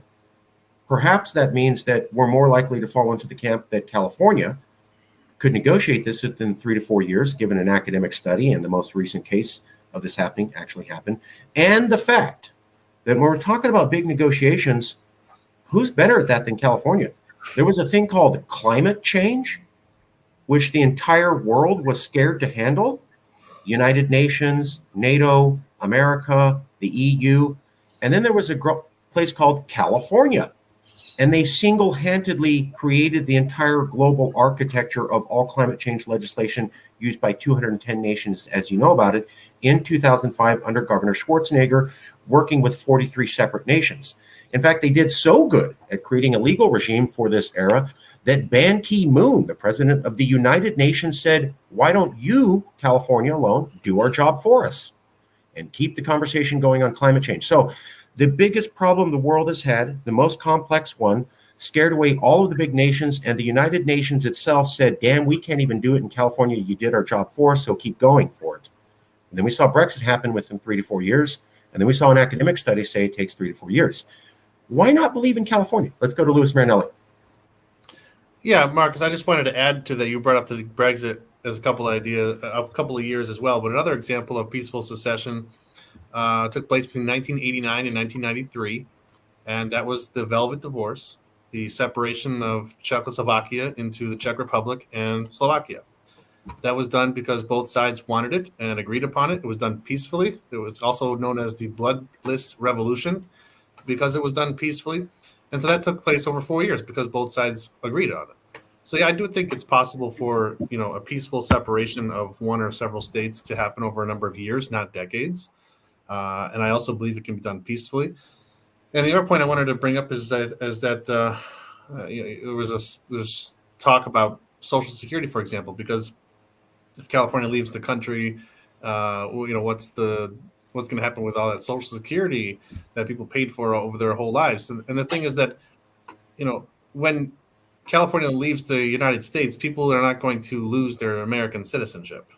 They keep their citizenship. Your citizenship cannot be revoked simply because you voted in an independence referendum and then California broke away from the Union. So you would maintain your U.S. citizenship. And if you're a U.S. citizen, then you're entitled to your Social Security, even if you're living what would become in a foreign country. So people who are U.S. citizens living in Mexico or in Canada or in Denmark, they can still collect their Social Security because they're U.S. citizens, entitled to their Social Security, but they simply are living overseas. And so that would happen with the 40 million Californians who spent their lives as American citizens living in the United States and working in the United States and earning their Social Security, who are now located, so to speak, abroad or on the other side of an international border, but they'd still be entitled to their Social Security and other benefits. So I don't think that's, certainly, you're right. There are many issues. It's not something that we're just going to be able to, just do overnight. There's certainly a lot of issues. I just don't think that particularly the Social Security is one of the big ones, simply because people do not lose their U.S. citizenship as a result of California secession. Yeah, I just brought that up as an example where, there's, hundreds of millions, actually billions of dollars, right, that the federal government divvies out to all the different states, various entitlement programs, subsidize, funding a number of federal initiatives, highways and whatnot. And then, so now the United States or California divorces itself in its own nation state. So now the money that was going into California from the United States government now is an issue of foreign aid, right? It's not no longer a domestic distribution of money to all the states. It's now the Secretary of the State of California, Secretary of State, right? Not the Secretary of State we have now for elections, but the Secretary of State of California would now have to negotiate with the federal government about previous federal dollars that flowed into California. Now it's a matter of negotiating aid, international aid. Yeah, I hear you. I just think that the international aid, I think, would be better served being sent to third world countries in Africa, for example, because California, as an independent country, wouldn't need the international aid. One of the big reasons is because we pay 13% of the federal budget right now, 13.5% of the federal budget right now. And if you look just at, for example, the defense budget, which is over $700 billion a year, that's about $90 billion a year that California pays for, quote unquote, defense. Well, California, as an independent country, wouldn't have a defense budget. That would be $90 billion. It'd be larger than Russia's defense budget, and California is 40 times smaller than Russia. So if we reduce our defense spending to what would be, for example, the average global defense budget, which is about $25-30 billion a year, that frees up $60 billion a year that we're not spending on weapons of war and war overseas and occupation in the Middle East that could be reinvested in California. So we're not spending that money sending it to the Pentagon. We're keeping that $90 billion in California, spending $30 billion of it on our own defense, that freeing up $60 billion every single year to reinvest in not only these roads you're talking about, but also hospitals and schools and other programs that people in California need and deserve, instead of fighting for oil in the Middle East, instead of occupying Middle Eastern countries, instead of dropping bombs on other countries with drones. We'd be spending that money on rebuilding California without raising any taxes and without taking this so-called. Yeah, I know. I'm aware that the California subsidizes, like we give more to the. Well, yeah, that's a completely separate even issue. We're not even talking about that. I'm simply talking about even if California got dollar for dollar in the amount of taxes that we paid and got back in federal funding. I'm just of that because we pay the federal budget. We contribute to the federal budget is about 13% of it. So mathematically speaking, that's about $90 billion a year that Californians contribute to the $700 billion per year federal defense budget. We don't need a $90 billion defense budget. Like I said, it's larger than Russia's. And Russia's 40 times larger than California. We need a defense budget that's something like Canada's or Mexico's, which is under $30 billion a year. Israel is $25 billion a year. Australia is $30 billion a year. So we could get by, I think, in North America with a defense budget of, say, $30 billion a year. It'd be totally fine.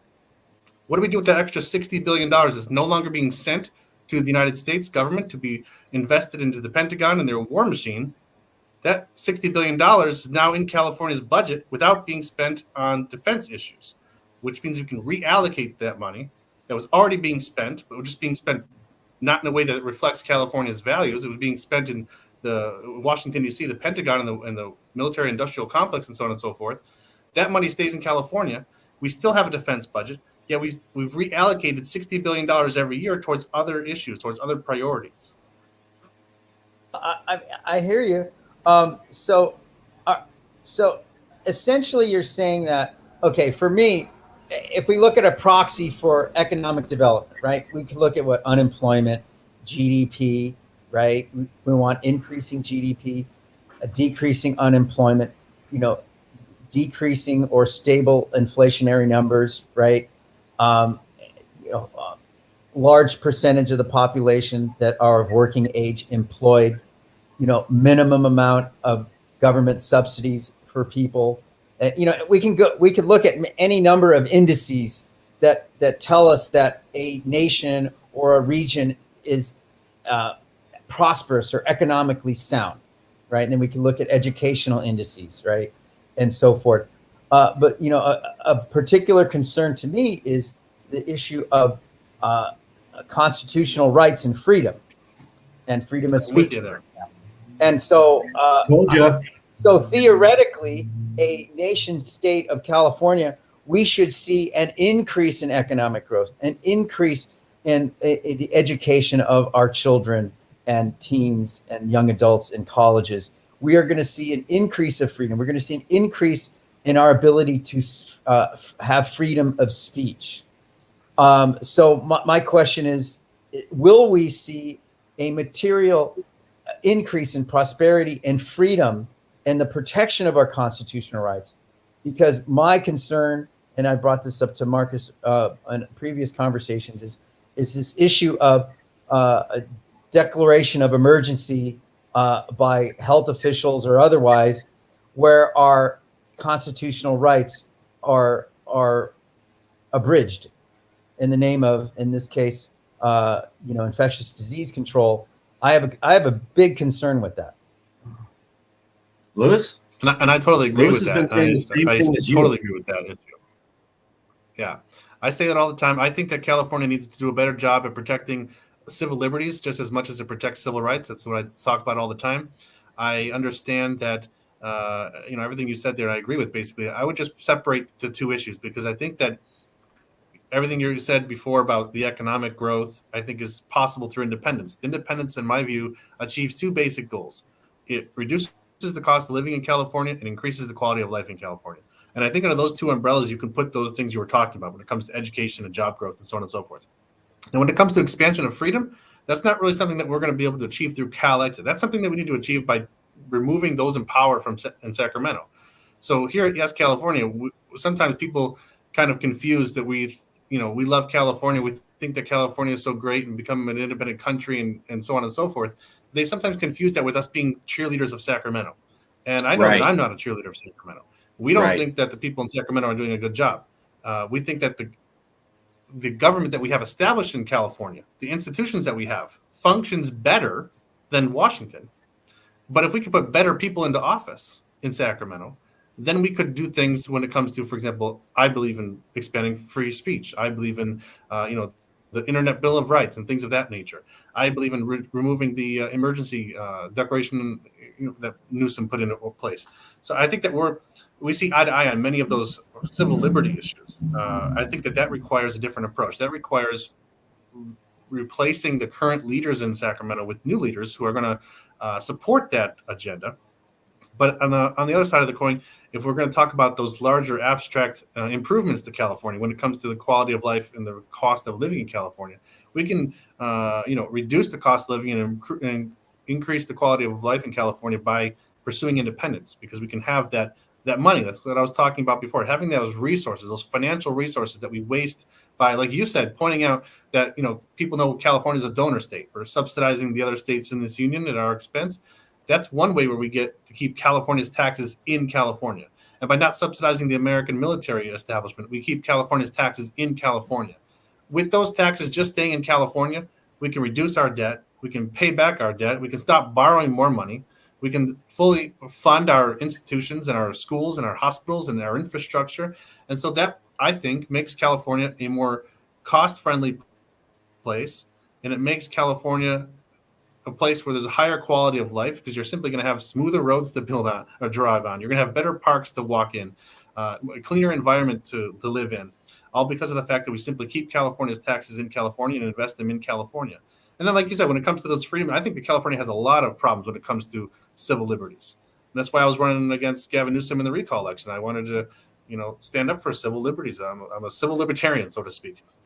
And so I think that, like I was saying before, and I think that, Yes California is also working towards the creation of a political party of some sort. We need to address that issue by changing the leadership in Sacramento. And that's some kind of a separate issue from CalExit. And if I could go back a little bit to Brexit, yes, the Brexit movement, was a relatively short period of time from when the plan was hatched to the actual vote on Brexit. But remember that there was Great Britain entered into the European Union, right? And they created the euro. So you had Great Britain and England already a separate nation state, right, that entered into the European Union. Then the British people said, yeah, that's not such a good idea. So we're gonna pull back out of the European Union. So that's a little bit different because the state of California is not a nation state like Great Britain is or England is, right? So there's some overlap there. But Yeah, there's some similarities and differences. I think that the key similarity really that we speak about is the fact that Brexit is, in abstract terms, the secession of a political entity from a larger political union.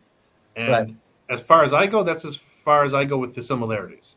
The idea that California is a political entity and it's seceding from the United States would be seceding from a larger political union. But the motivations and the politics behind those two movements are very different, I think. I mean, it's interesting. You bring up. I mean, as you guys know, California feeds the agriculturally. We feed a lot of the world, and with certain crops, right?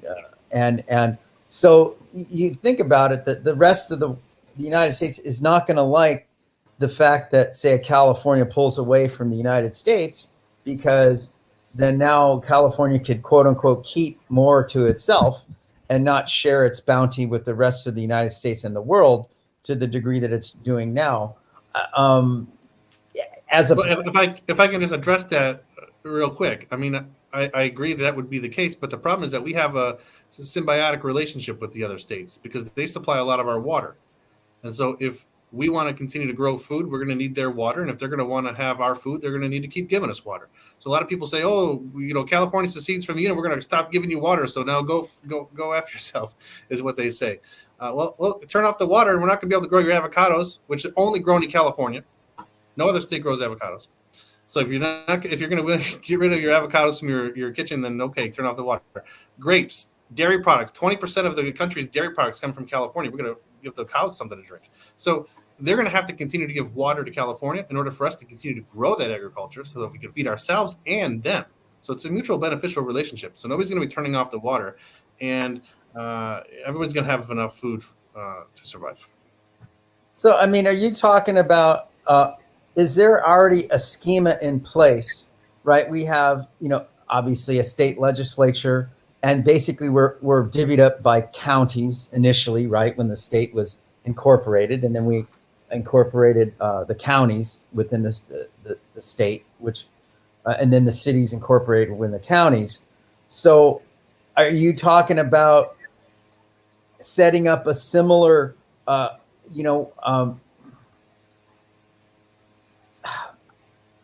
because we have the federal, right, the Congress and the Senate and the federal judiciary. So have you guys come up with a similar schema, or do we just keep the bones of the state infrastructure that we have now? And I mean, what kind of modifications are you talking about to the existing state governmental structure and the county governmental structures and city governmental structures in California, and how would that look if California was its own nation state, with the ability to issue passports? Sure. Well, I think that the important philosophical groundwork here is Lewis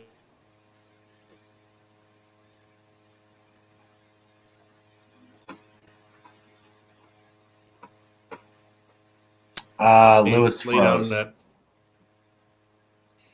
the Alex campaign is about achieving California independence. And then what? Are we still connected? Yes, we can hear you. Yeah, I don't know if we got there. But basically the groundwork is that Alex and Yes California is about achieving that independence for California. And then what the people of California and their representatives in Sacramento do with the independence to kind of create their own political framework is kind of a separate issue. But we do have our own views on that. For example, I'm a big advocate of proportional representation in Sacramento. So I would like to see a situation where it's not just a two-party system, but we have proportional representation so that third parties can have a seat at the lawmaking table. So that'd be my personal opinion, though. It's not something that Yes California is going to achieve. Say that? Are you talking more of a parliamentary situation like we see in Great Britain? I'm just talking about the way that people have representation in the state legislature. So that third parties, for example, just throwing out numbers here, the Green Party gets 10% of the vote. Well, then they should have 10% of the seats in the state legislature. Now, what the state legislature functions as a parliament, or if it functions as a different, there's many different examples around the world about how that can work. And I think the people of California, being as a diverse population as it is, could kind of come to terms with what works best for California, or maybe perhaps create a new system for California itself. But the idea that I at least support is the idea that if the Green Party gets 10% of the vote statewide for members of the legislature, they should have 10% of the seats at the table. Same thing with the Conservative Party or the Republican Party or the Democratic Party or the Peace and Freedom Party. I want to make sure that as many voters in California are represented in Sacramento as possible. So we don't just have this two-party system where you have to get 50% of the vote in order to have a seat at the table, because that leaves, inevitably speaking, up to 49.9% of the population unrepresented. And so that's not like democracy. And I think that that's actually an infringement on your rights. I believe that you have the right to political representation in our government. And if you lose an election, you have no representation because you didn't get 51%. I don't think that that's in line with values of making sure that everyone has participation and representation in government. And so therefore we should have a system where if your party that you vote for gets 10% of the vote, you get 10% of the seats in the legislature. If it gets 4%, it gets 4% of the seats, et cetera. We're getting a little off topic. But I'm just talking about, he was asking about the way that we envision California look like. I'm talking about my personal view. Maybe Marcus has a different personal view. Yes. Yeah, we do not. Yeah. So we do not have a projection on the way that California has to run as independent. We are only saying that it should be, and we leave that to the voters. What the people do with that independence. What the people do with that independence is going to be up to the people of California. I simply advocate for proportional representation, and I bring it up because it allows us to understand that independence allows us to have those type of conversations. How can we reform the system to be better? That's one of the benefits of CalExit, because if we remain a state in the union, we're not going to have the position and the ability and the opportunity to kind of completely reform the system in such a way that we need to. We're going to try to, over the next several decades and centuries, chip away at our little problems and never make any real progress. But independence allows us to come to the table and say, okay, now we're an independent country. Obviously, we need to address our constitutional framework and reorganize things. How are we going to do that? We can come together in some kind of a convention through which I would hope to see proportional representation come about. But realistically, if you look at, I don't know off the top of my head the amount of federal dollars that flow into the California, but I just see, I'm a political realist. I just see, even if, let's say that there is an initiative that was put on the ballot, literally. California, the residents of California want to secede from the state, the United States, and in that initiative, it actually details explicitly how that is to be done with timelines, commissions, and all this stuff, and detangling the federal government from the state government, and addressing the national defense issues and the issue of entitlements from the United States government to citizens in California, and all of that, which actually could be done. So with that initiative, and that was affirmed by California residents, and agreeing with the United States or California seceding from the Union, as it were. Is that where we're going here, or are we just having this conversation to let people know that, hey, California's needs are not being met, and we're putting the secession on the table to make sure that our needs are met here in California? What's going on here? Yeah, so first of all, I would right away point out that this campaign is not one of those empty threat every 4 years, we didn't like who was elected president threats that you see from some of the other states. We've been at this since 2014 when Barack Obama was president, Democrat. We went through Trump, Republican, and we're still at it with Biden. So it doesn't really matter to us who's the president or how the political winds are moving at any particular point in time. We want California to be an independent country. Now, as it comes to the question you're asking about the ballot initiative, we can't pursue the ballot initiative that you're describing simply because the California Constitution requires a ballot initiative to be on a single topic. And if we have a question for independence, and then it's also about the framework of the government and how this is going to work and how that's going to work and how this is going to work, what happens in this situation, that's going to be too broad of a topic for the Secretary of State and the Justice Department to say this qualifies as a ballot initiative simply because it has too many topics in it, and it's not simple enough. And so the voters in the ballot initiative have to have a very clear understanding of what they're voting for, and therefore they require that the ballot initiatives cover one topic. And also, a secondary issue is ballot initiatives are not allowed, constitutionally speaking, to change the framework of the California government. They can make changes, of course, but they can't be fundamental changes to the way things work. And so, for example, when what's his name Well, put up that Six Californias initiative, or I forget what it was, 3 Californias or whatever one it was, it got qualified or was nearly qualified, but then it was shut down in court because it said, well, you can't break up the state or something to that effect. So, so there's some issues there where we want to put forth a referendum before the voters. Whether that's going to be through the ballot initiative system or through the legislature is a different question. But yes, ultimately, California independence will depend upon a referendum approved by the voters of California, and we completely support that. It also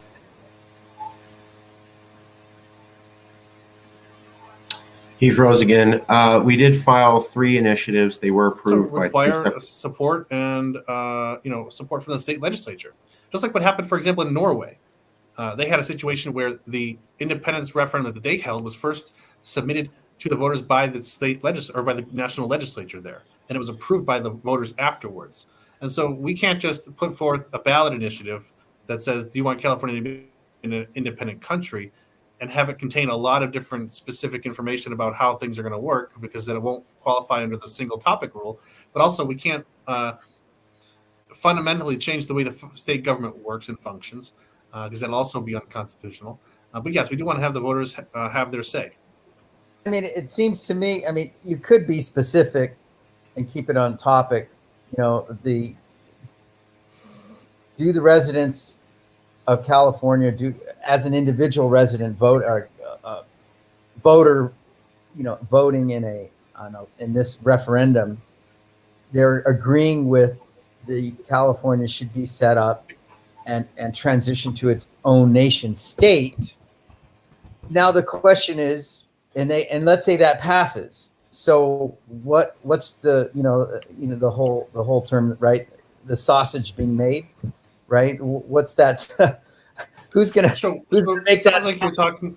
It sounds like you're talking about a trigger where if the vote passes by a certain percentage, then the rest of the text becomes valid, right? So the rest of the text would then be some kind of description of how the California government would work as an independent country.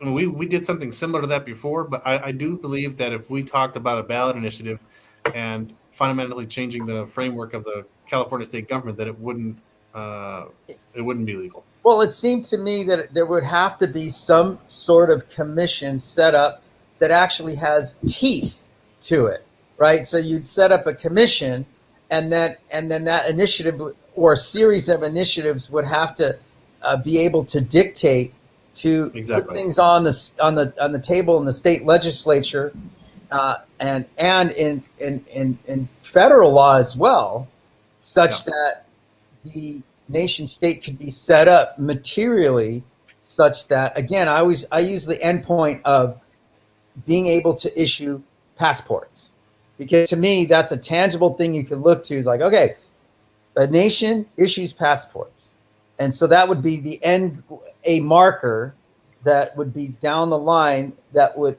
indicate that yes, California was now a nation state because California now can issue passports. Yeah, if I could real quick. Go ahead.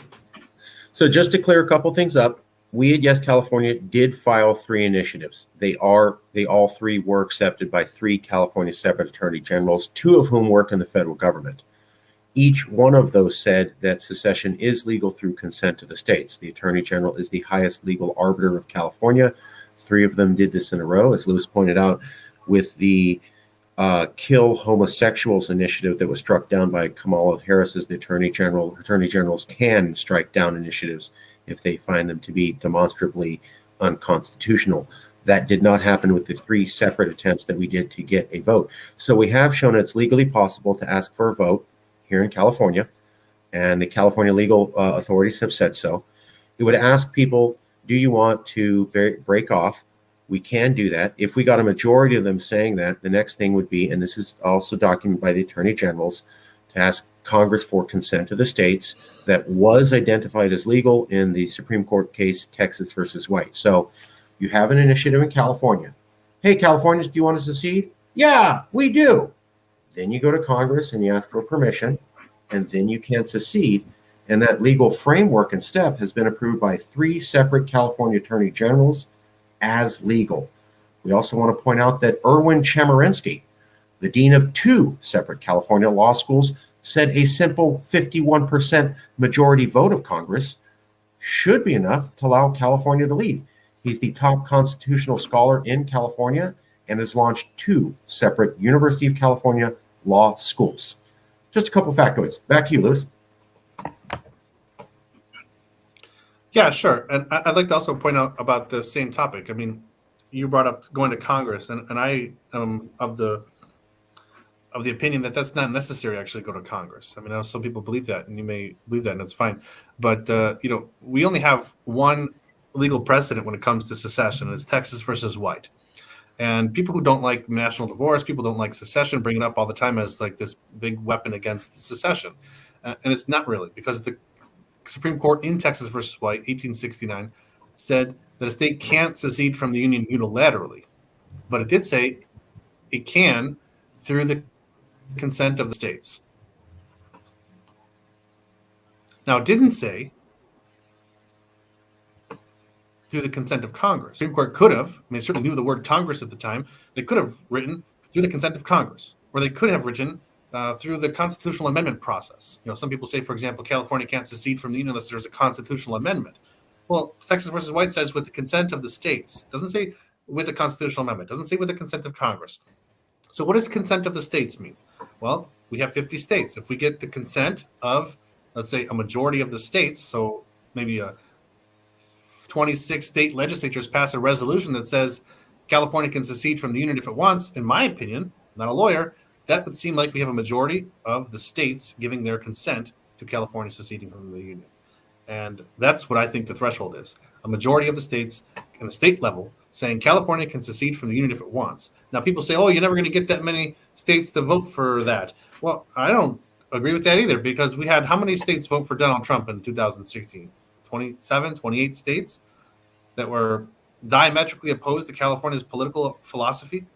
It doesn't matter how many people live in those states. Kansas is going to count just as much as, Alaska, just as much as another red state. And so if we can get together 25, 26 states to say at the state level, California passed a resolution, California can secede from the union if it wants, California has then obtained consent of the states, in my view.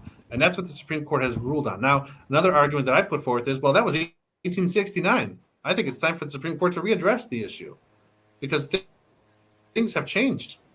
I mean, we're talking about people, right now, they're trying to overrule Roe versus Wade, which happened in the 1970s. And so this is something that happened in 1869, was the last time that the country officially addressed this topic, in 1869. So let's have that vote in California for independence. Let's put a vote for independence. It'll inevitably be challenged to the Supreme Court, and the Supreme Court will have to rule on the issue of secession again. And then we'll have some updated legal precedent on the matter. We can go from there. Okay. I want to cover a new topic, if we may, while we got everybody. And so this is a lot more simple. Again, big division in America. The topic of national divorce is only expanding over the last month. Of the 15 articles that said national divorce is a bad idea, not one said what the alternative was, just that it was a bad idea. Bill Maher is now the only person in America to give a suggestion on how to keep the country together. And here's his suggestion, literally. So, is telling people to not express their opinions and not care about their values and not argue for them the way to keep America together, because that is literally the only solution being offered by anyone who talks about national divorce. Roman Padilla. Effective solution to keep 50 states in the union? I mean, I generally like Bill Maher. I mean, clearly he was being hyperbolic, and he's a comedian, right? Then that means he offered no solution, though. And it gets back to, our previous conversations. It's easier to criticize than create. It's easier to make fun of people than actually come up with solutions. If I'm in power, right, and I know that I can use the government to coerce and make sure that my laws, rules, and regulations are followed, I don't necessarily have incentive to extend an olive branch to people who oppose me, right? So what I think Mar is saying is that there's a bunch of talking heads, but there's not really any tangible outreach from one side to the other to come up with a mutually agreed upon solutions. I don't see that. And so he's saying, well, everybody's just shouting and everybody's just shouting and screaming at each other, and nobody's actually coming up with solutions. For example, again, I'll bring up, the situation that's going on with Texas and Florida and the federal government. Again, I would like to see Biden invite Abbott and DeSantis to DC and then come up with a mutually agreed upon solution on how to move forward with infectious disease control in the United States when there's a difference of policies between the states and the federal government. How do we move forward? We don't see that. We see finger pointing and yelling and screaming, right? And all the talking heads in the media. And that's what I would say Bill Maher was addressing, is like, why doesn't everybody shut the F up? And maybe that would be a better solution than just everybody pointing fingers at each other and yelling at each other and not actually solving any problems. Which brings us back to the question. There are real divisions. They've gone back to the year 2000. They are showing no signs of getting better. Biden was supposed to come in here and heal the country. That didn't happen. So given that we have a trajectory over 2 decades in the last 6 months that shows continuing division, and no one's offering a solution, what is the way to keep America together? Because whether it's tongue in cheek, that's the only solution being offered by anybody. So how do we keep America together? Because no one's saying work harder using the system. Let's get out there and have another vote. They're not saying that. Bill Maher, whether he was joking or in exasperation, literally offered the only option that anyone's offering at all. So if shutting up and not expressing ourselves is not really the option, what exactly are we going to do to keep America together, given no one's providing any solutions at all? I mean, well, Marcus, if I can answer that real quick, I have a different opinion here than Roman does. I agree with Meyer here. That's the solution, because the problems that we have in our society are about people's core values. And for some reason, every topic that comes up in the news is now the most important topic in people's lives. And they have to stand up and protest it, and they have to be, and it infuriates them, and it gets them so angry. It's so fake. Something happens, and all of a sudden the country is fixated on that little topic and that one single little event, and then everybody's at each other's throats about it. It could be, transgender bathrooms in North Carolina, and the whole country's up in arms about it. It could be a bakery in Colorado not wanting to bake a cake for a gay couple for their marriage, and the whole country's up in arms about it. And that's why we have problems in our society right now, because we're not just leaving each other alone. And so if we allowed, as he's saying here, where everybody could just shut up and just not get involved in every little thing that happens in society, in other states, especially in other states, then we wouldn't be at each other's throats. Because, for example, we wouldn't have the people of Texas saying, well, Californians shouldn't be telling us what we got to do here in Texas. This is Texas. And we wouldn't be in California talking about how we don't want the, Republicans telling us what we could do in California. And so the more that every time something happens, one of these tiny little issues, and the whole country's up in arms, because now the media gets it all. It's a big dramatic movie. You turn on the news and it's got these bright lights and the sounds and breaking news. And it's like watching a thriller movie. And it's about transgenders going into the bathroom in North Carolina. And then the whole country gets all worked up about it. From Florida to Alaska, everybody's up in arms. Everyone going to their podcast, everyone going on their live streams talking about, oh, we need to go and do this. We need to go and do that. We need to go stop this. We're going to stand up and defend the civil rights of. It's like it's a civil rights movement all over again, and the other side is going against it like it's the end of the world, and sodomy and all that kind of stuff. So both sides are just going to stand up and they're at arms against each other, and it's about a bathroom in North Carolina. Or it's about a rainbow cake in Colorado, or it's about someone collecting rainwater in California. These are tiny little issues, and everyone's got to it's not even a proportional response. Like for the big issues, stand up and say what you believe and fight for it. But like in a relationship, we always like to take this analogy of relationships. In a relationship, you need to pick your battles. And you can't fight over every single thing. And this country is fighting about every single thing as if it's the most important topic of the day, as if we don't solve it and we don't win, the country's going to fall apart. And as a result, the country's falling apart. And so we need to pick our battles. And if it's in North Carolina and their transgenders can't use the bathroom, that's a North Carolina issue. Why are the whole country got to get up in arms about it? If a bakery in Colorado doesn't want to bake a cake for a gay couple, leave it to the Coloradans to figure it out. The whole country doesn't need to get up in arms about it. The whole country needs to shut up, calm down, and just mind their business. And then, what is the result of that? And this is me just being a devil's advocate trying to say how to keep the country together. What's the result of that? The result is we're no longer at each other's throats on these stupid culture issues all the time. And then people can calm down, the animosity goes down, and we can just get along then. But as long as we keep being at each other's throats about every single little topic out there, the country's going to continue to fall apart. I mean, I agree with pretty much everything you said there. I mean, I definitely am frustrated with the news cycle where what you were saying is exactly right, where in the news cycle, we'll see these relatively isolated incidents taking up too much bandwidth within the news cycle. It's, you can look at, I happen to be a veteran, and I think the statistic is something like 18 veterans commit suicide every day in the United States.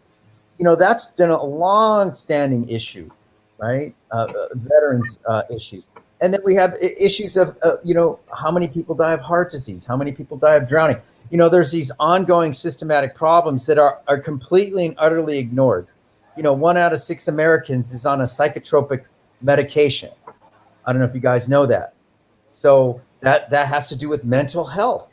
What are we doing on a systematic way so that people are mentally healthy, so they don't have to necessarily turn to medication to help them with their challenges that they're facing in their life that are turning to disorders that have to be diagnosed by a psychiatrist such that person has to get a medication. What are we doing about that? I can go on and on about the maladies that we're facing. And you're absolutely right. Where we see these issues, cultural issues, and I'm not saying that they're not completely unimportant, but I would submit that there are larger issues that the media and our think tanks and our legislators and governors and whatnot should be focusing on, instead of these hot button issues that actually just kind of, tickle our fancy for the moment. Again, not to diminish anybody's suffering, right? But we have an issue with, for example, this Alec Baldwin issue. Of course there's a tragedy that went on in that, but one person died, and of course her family, friends, and loved ones are suffering. She shouldn't have been killed. There was obviously some safety and negligence issues. Safety protocols weren't followed. But again, there is how many veterans died of suicide compared to that one lovely woman that got killed by Alec Baldwin in that accident. I'm just saying that more people know about Alec Baldwin shooting that woman than more people know about the veterans that die every day of suicide. You see what I'm saying? And it captures a part of the national discourse that's disproportional to that problem. How many people are getting shot and killed on sets in Hollywood? Oh, yeah, not very often. What, that her and Bruce Lee's son in 1993? Right.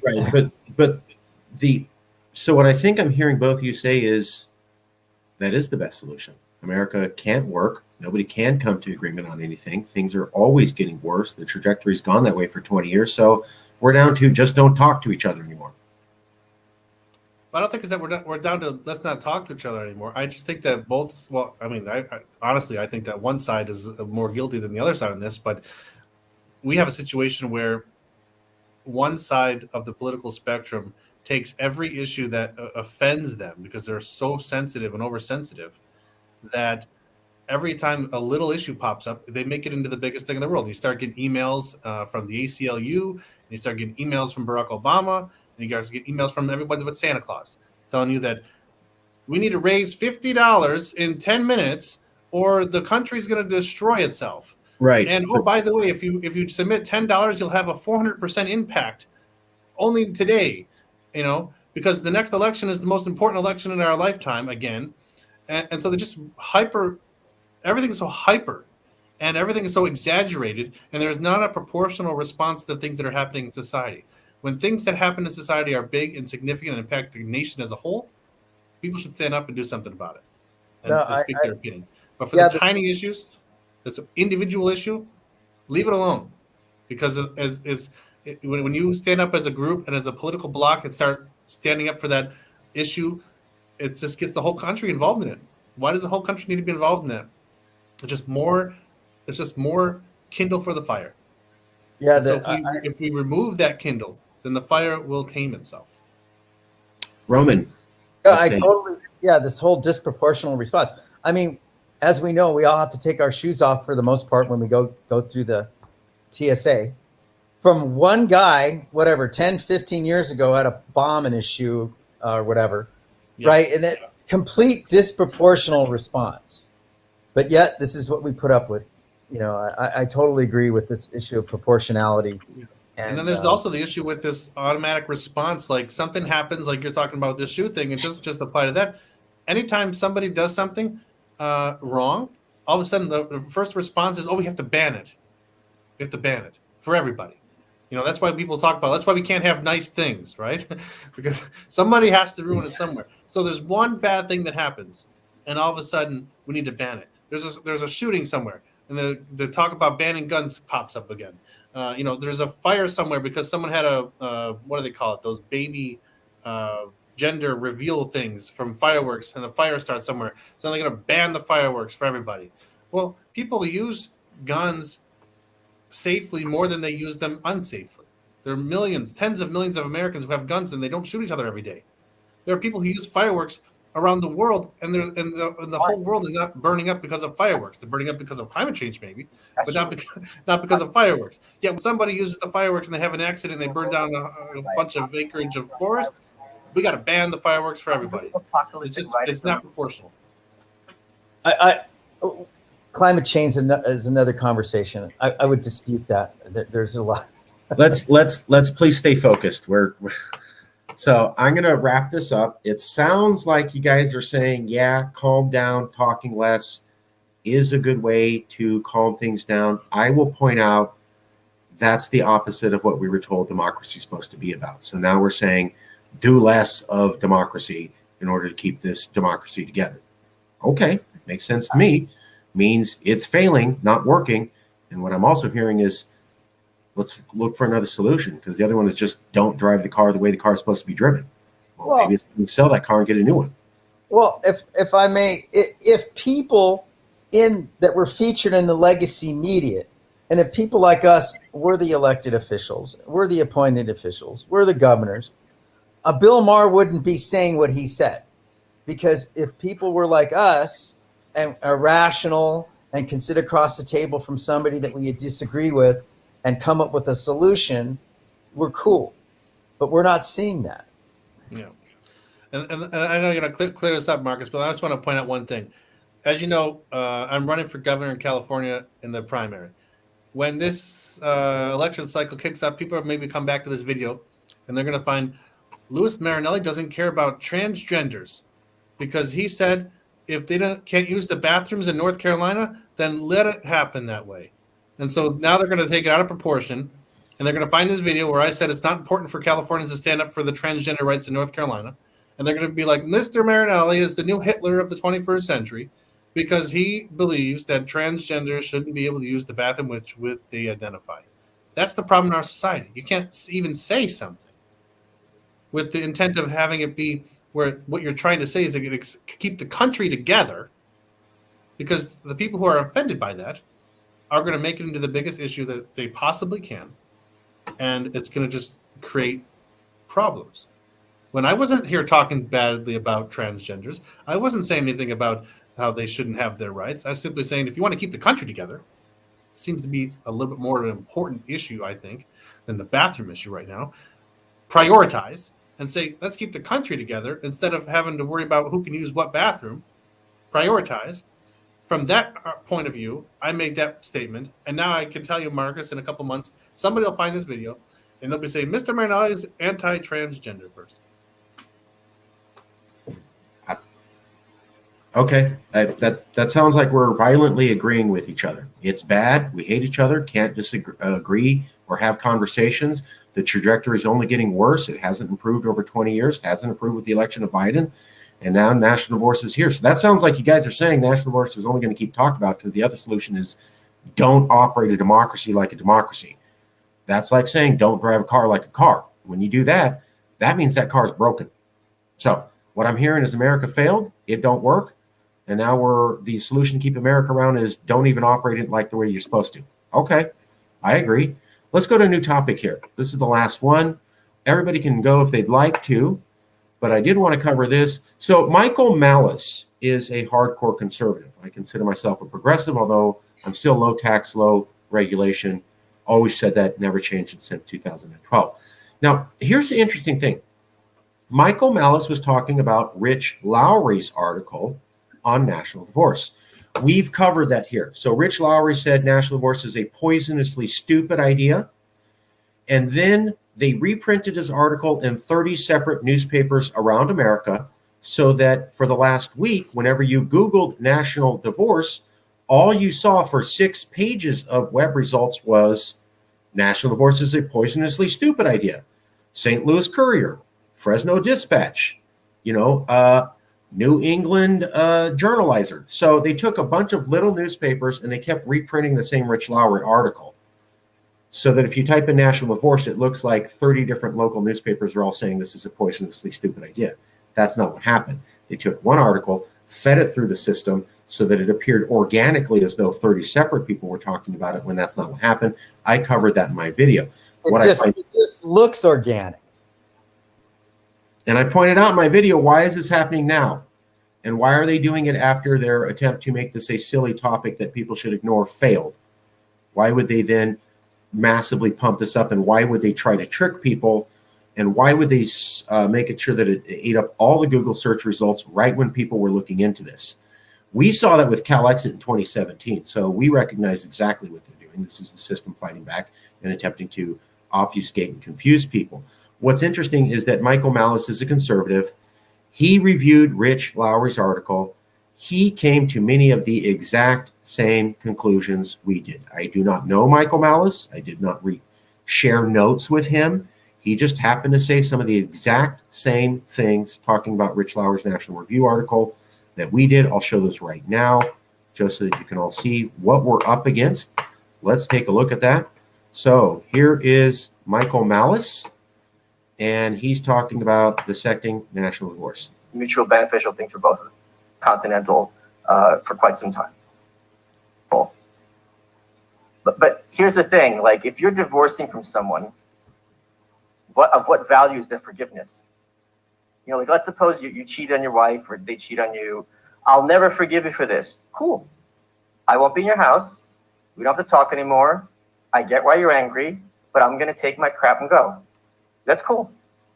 And more power to you. Divorce usually isn't a good idea. That's the first line. First word. That's insane. Divorce usually isn't a good idea. Divorce is a good idea when it's a bad marriage, or not just bad, but unfixable.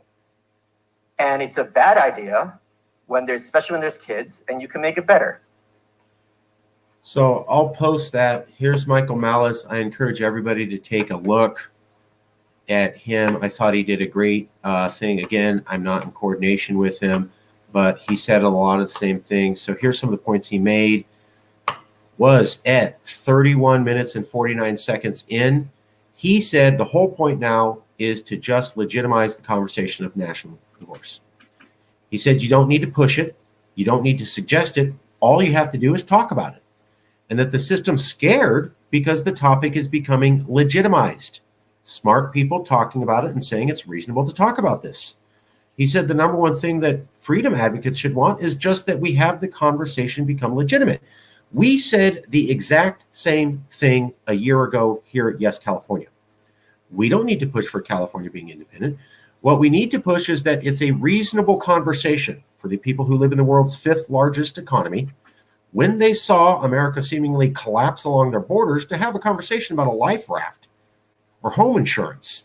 When you sail the ocean, you have life rafts on your boat. When you buy a home, you buy home insurance. No one goes sailing and says it's a stupid idea to even think about having a life raft. No one buys a home and says, what a dumbass idea to have home insurance. No one. So why is it a bad idea for us to have a discussion about making sure we have a functional government into the future? We literally just saw what some people call a coup on January 6th. Now, whether you agree or not, that's not a sign of stability. We also saw a government attempt to impeach a president 3 separate times and fail. Also not a sign of stability. And before that, we saw America, for the first time ever, collapse on its AAA credit rating under Obama, even before Trump. Also not a sign of stability. So when you see these things that show a house on fire, it's a stupid idea to talk about a life raft or a home insurance policy? Why? And that's what Michael Malice said this week. He's the first person to completely back us up. And he said the point is about legitimizing that we can have this conversation. He said that at 31 minutes and 49 seconds in. I encourage everybody to check it out. You can go to the comments and see a link. You can also go to private chat and see the link. The name of the show is this right here. Dissecting National Review's article against national divorce, October 11th, by Michael Malice, 152,000 subscribers. Here's the other point Michael Malice makes. If America breaks up into different nations, the idea that we're not going to have free trade is stupid. It's a continental nation.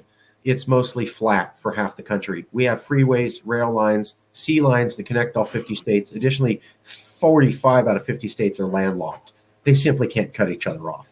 So he also points out NAFTA and how America has even better connections with Mexico and Canada, although those are separate countries. So the idea that suddenly there's national divorce and nobody trades with each other, based upon what?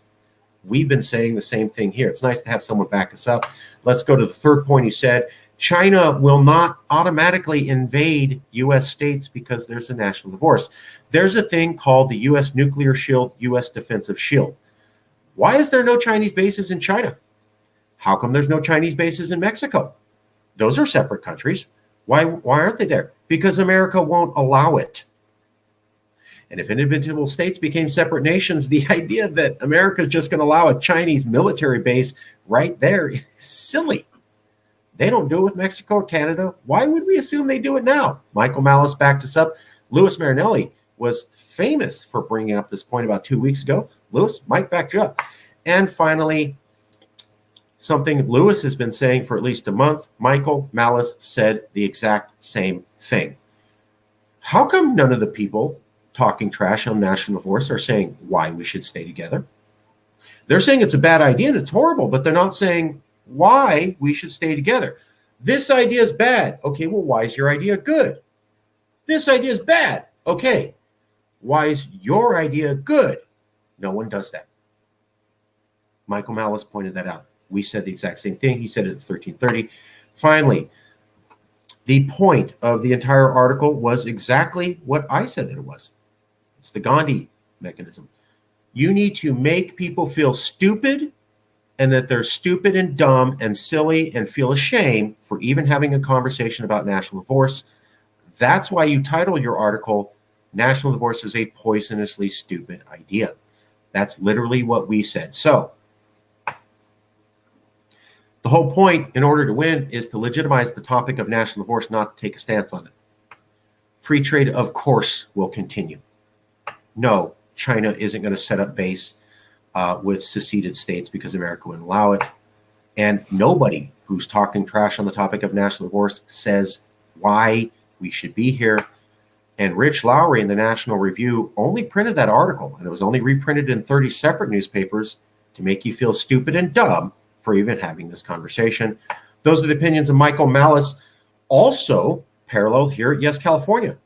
Lewis and Roman, How come Michael Malice is saying the exact same things that we've said here at Yes California over the last 6 weeks to 1 year when we have no contact with this man?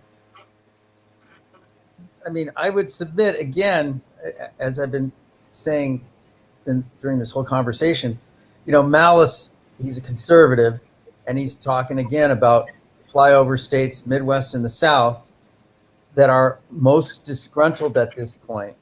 So he's positing, hey, let's have a divorce from the United States as, Texas or Florida.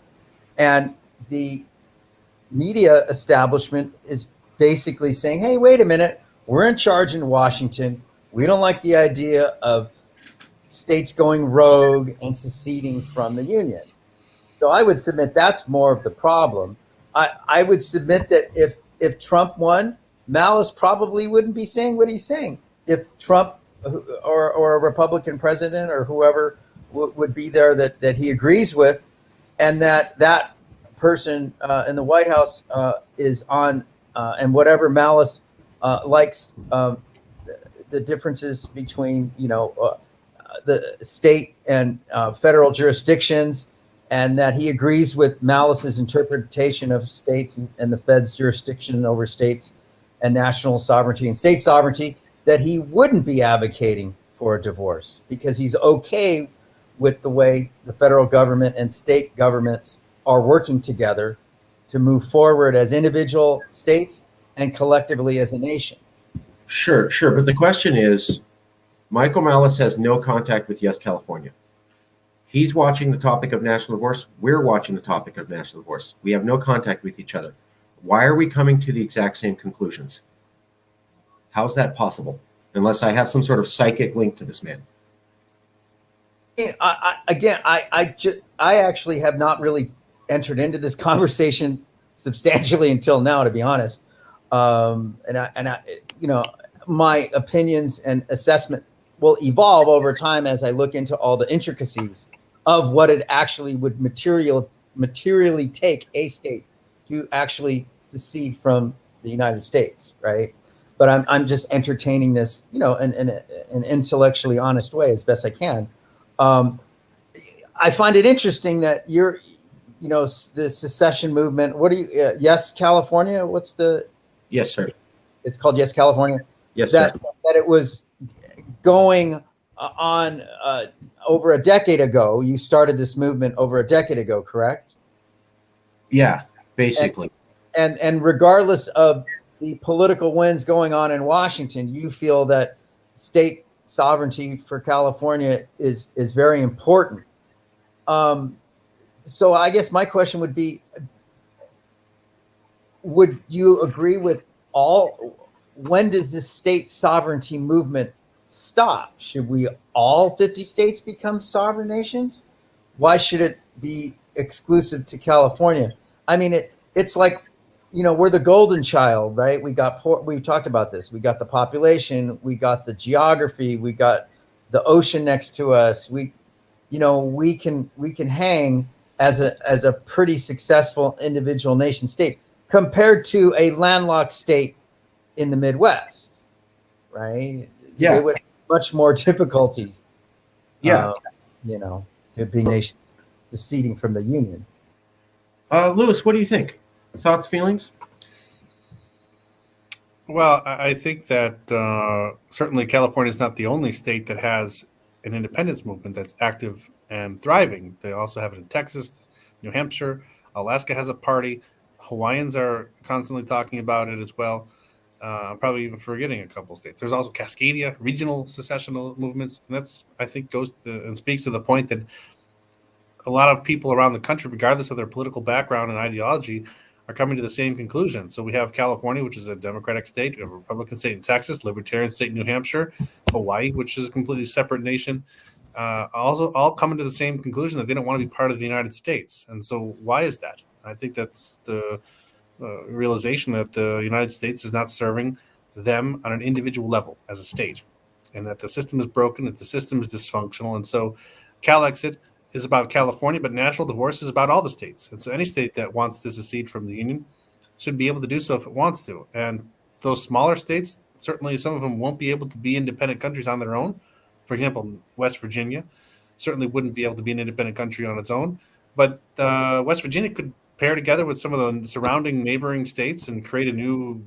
union or confederation or federation or whatever you want to call it, and band together with people who match their ideology and have to share their values, share their background, their history, language, and so on and so forth, and create some kind of a union there between those states. So there are a number of states that could do it independently by themselves, California amongst them, Texas amongst them. But certainly I would imagine that the other states should band together. And I think that, I was recently asked the question, well, would that eventually lead to all the 50 states separating from the union? And I don't think that necessarily be that bad of an idea, because then you get rid of the federal government and the federal government ceases to exist, which I think is the main problem, because it's the fact that the federal government is dysfunctional and it doesn't work and it doesn't serve our interests. And that's why we're at each other's throats on all these issues, because nobody's getting anything done and nobody can be happy in this broken union and this dysfunctional household. And that's the source of our problems. If we didn't have the federal government and we didn't have the constitutional framework under which we live now, which is holding us back in California from pursuing some of the public policy preferences that we would like to see in California, it's preventing the Texans from doing the things that they would like to do in Texas. It's preventing people from, in every state, essentially, from somehow, in some way, affecting their ability to do the things that they want to do in their state. Whether it be, for example, in Texas, they want to ban abortion. Well, why can't they do that? Because the Supreme Court in Washington, D.C. says, well, it's a constitutional right to have abortions. Okay, well, they don't like that. California, we don't like the fact that we can't, because of the Second Amendment, restrict gun ownership as we would like to, or many people, at least anybody in California, would like to. Why can't we do that? Because it's the federal Constitution that does that. So a lot of the problems that we have, and the reason that we are at each other's throats individually, are problems that are created by the federal government and the U.S. Constitution. Now, I know a lot of people hold up the United States Constitution as some great document that protects our rights and so on and so forth. It's really nostalgia, really, because it really doesn't protect our rights, because we've seen that now during this pandemic, that when the government wants to restrict your rights, they find a way to do that. They can declare an emergency, and then they can make you wear a mask, for example. Or they can declare another type of emergency, and they can put people of certain ethnicities into concentration camps during World War II. Okay. And so the fact is that we have a constitution that protects our rights, as long as we're not, it's not a problem for the government.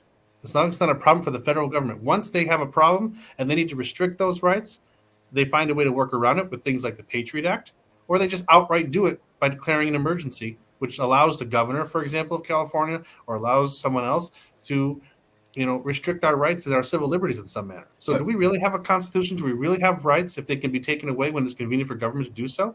I would argue that no, we do not. Off topic. Hey, could I ask you guys, there's a movement in Southern Oregon for, I think, about 8 or 10 counties that want to possibly get incorporated into Idaho, if I'm not mistaken. How has that been informing this debate? Meaning that I see that as a more viable option for smaller jurisdictions, at least in the United States. Like in Southern Oregon, they apparently are more amenable to the political climate in Idaho than they are on what's going on in Salem in Oregon. And apparently they're getting a lot of grief in being able to do that. So my question is if a few small counties, or at least population-wise, are having trouble being incorporated by Idaho, how can we even possibly expect national divorce, a state materially in the United States seceding from the Union, such that said state will be issuing passports? Well, let me answer that real quick. I have a great answer for you, because the issue with, for example, Calix and state secession, and what we're talking about here with the counties of Southern Oregon that maybe want to join with Idaho and also Northern California, by the way, a similar situation happening in West Virginia, where there's a number of states or counties of Maryland that want to separate from Maryland and join West Virginia. So the problem with that is the Constitution outright says that you can't do that. You can't create a new states from the territory of existing states and so on and so forth. So there's a bunch of text in the Constitution that says you have a state that exists and you can't create new states from that state and so on and so forth. So these people that want to create, for example, the state of Jefferson by creating it out of 2 or 3 existing states, they can't do that. And the Constitution says so. With Calyx, it's state secession. The Constitution doesn't say anything about secession. The Constitution doesn't say states can't secede. It doesn't say that the states can't secede. So while on the one hand, with these counties creating new states, it specifically says they can't do that. The Constitution doesn't say anything about how a state itself cannot secede entirely from the Union. So wait a minute, you're saying that it's harder for Idaho to adopt some rogue counties in Northern California and Southern Oregon, but it'd be easier for California to secede from the Union than it is for Southern Oregon and Northern California counties to be incorporated by the state of Idaho? Because if you look at what the Constitution says, basically yes, because the Constitution does prohibit states from being created from the territories of other states. It specifically says so. Well, wait it does a minute. not specifically say that secession from the Union is unconstitutional. So is that what the findings are? That even though Oregon is a separate state, Idaho is a separate state, and we have the counties in Oregon.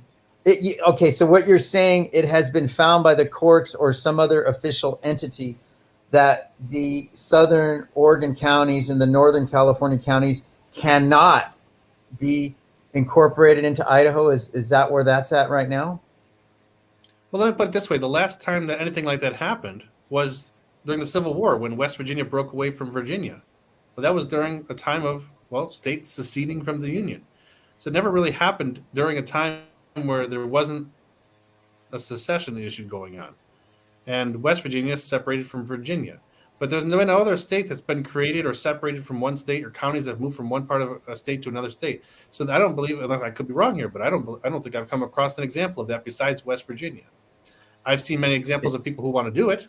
Jefferson, for example, the counties in Southern Oregon, also with western part of Maryland who want to join West Virginia, and it makes sense for them to do so. But it hasn't been done, and the Constitution specifically says that parts of states cannot or new states anyway, cannot be formed from existing states. Now, when you're talking about, for example, I believe that they should be able to personally, if everyone was in agreement in Oregon and everyone is in agreement in Idaho and they wanted to do so, they should be able to do that. But I don't know that there's a clear-cut way to do that. Whereas same thing with secession of a state from the Union as well. There's not a clear-cut way to do that. But the thing that's on our side, at least, is the fact that the Constitution doesn't say that it's illegal, and the Supreme Court says that you can do it with the consent of the states. So I think both issues are just issues that would have to be worked out. And if we look at the history of the United States, the last time that was done was West Virginia, and that happened during the onset of the Civil War. So it wasn't with some 1911. West Virginia decided to separate from Virginia, and it just did so. It was something that happened during that time period that caused that to happen, namely the Civil War. Real quick, if I could jump in. So, Roman, the Constitution and the original Treaty of Paris that created America. So a lot of people think the Independence Declaration of Independence and Constitution created America. That's not correct. It was the Treaty of Paris signed between 13 independent states and England, oversaw by the French, that actually created America. In the Treaty of Paris and the Declaration of Independence and the Constitution, the 3 documents that make up all of America, they only talk about states. There's no discussion of counties.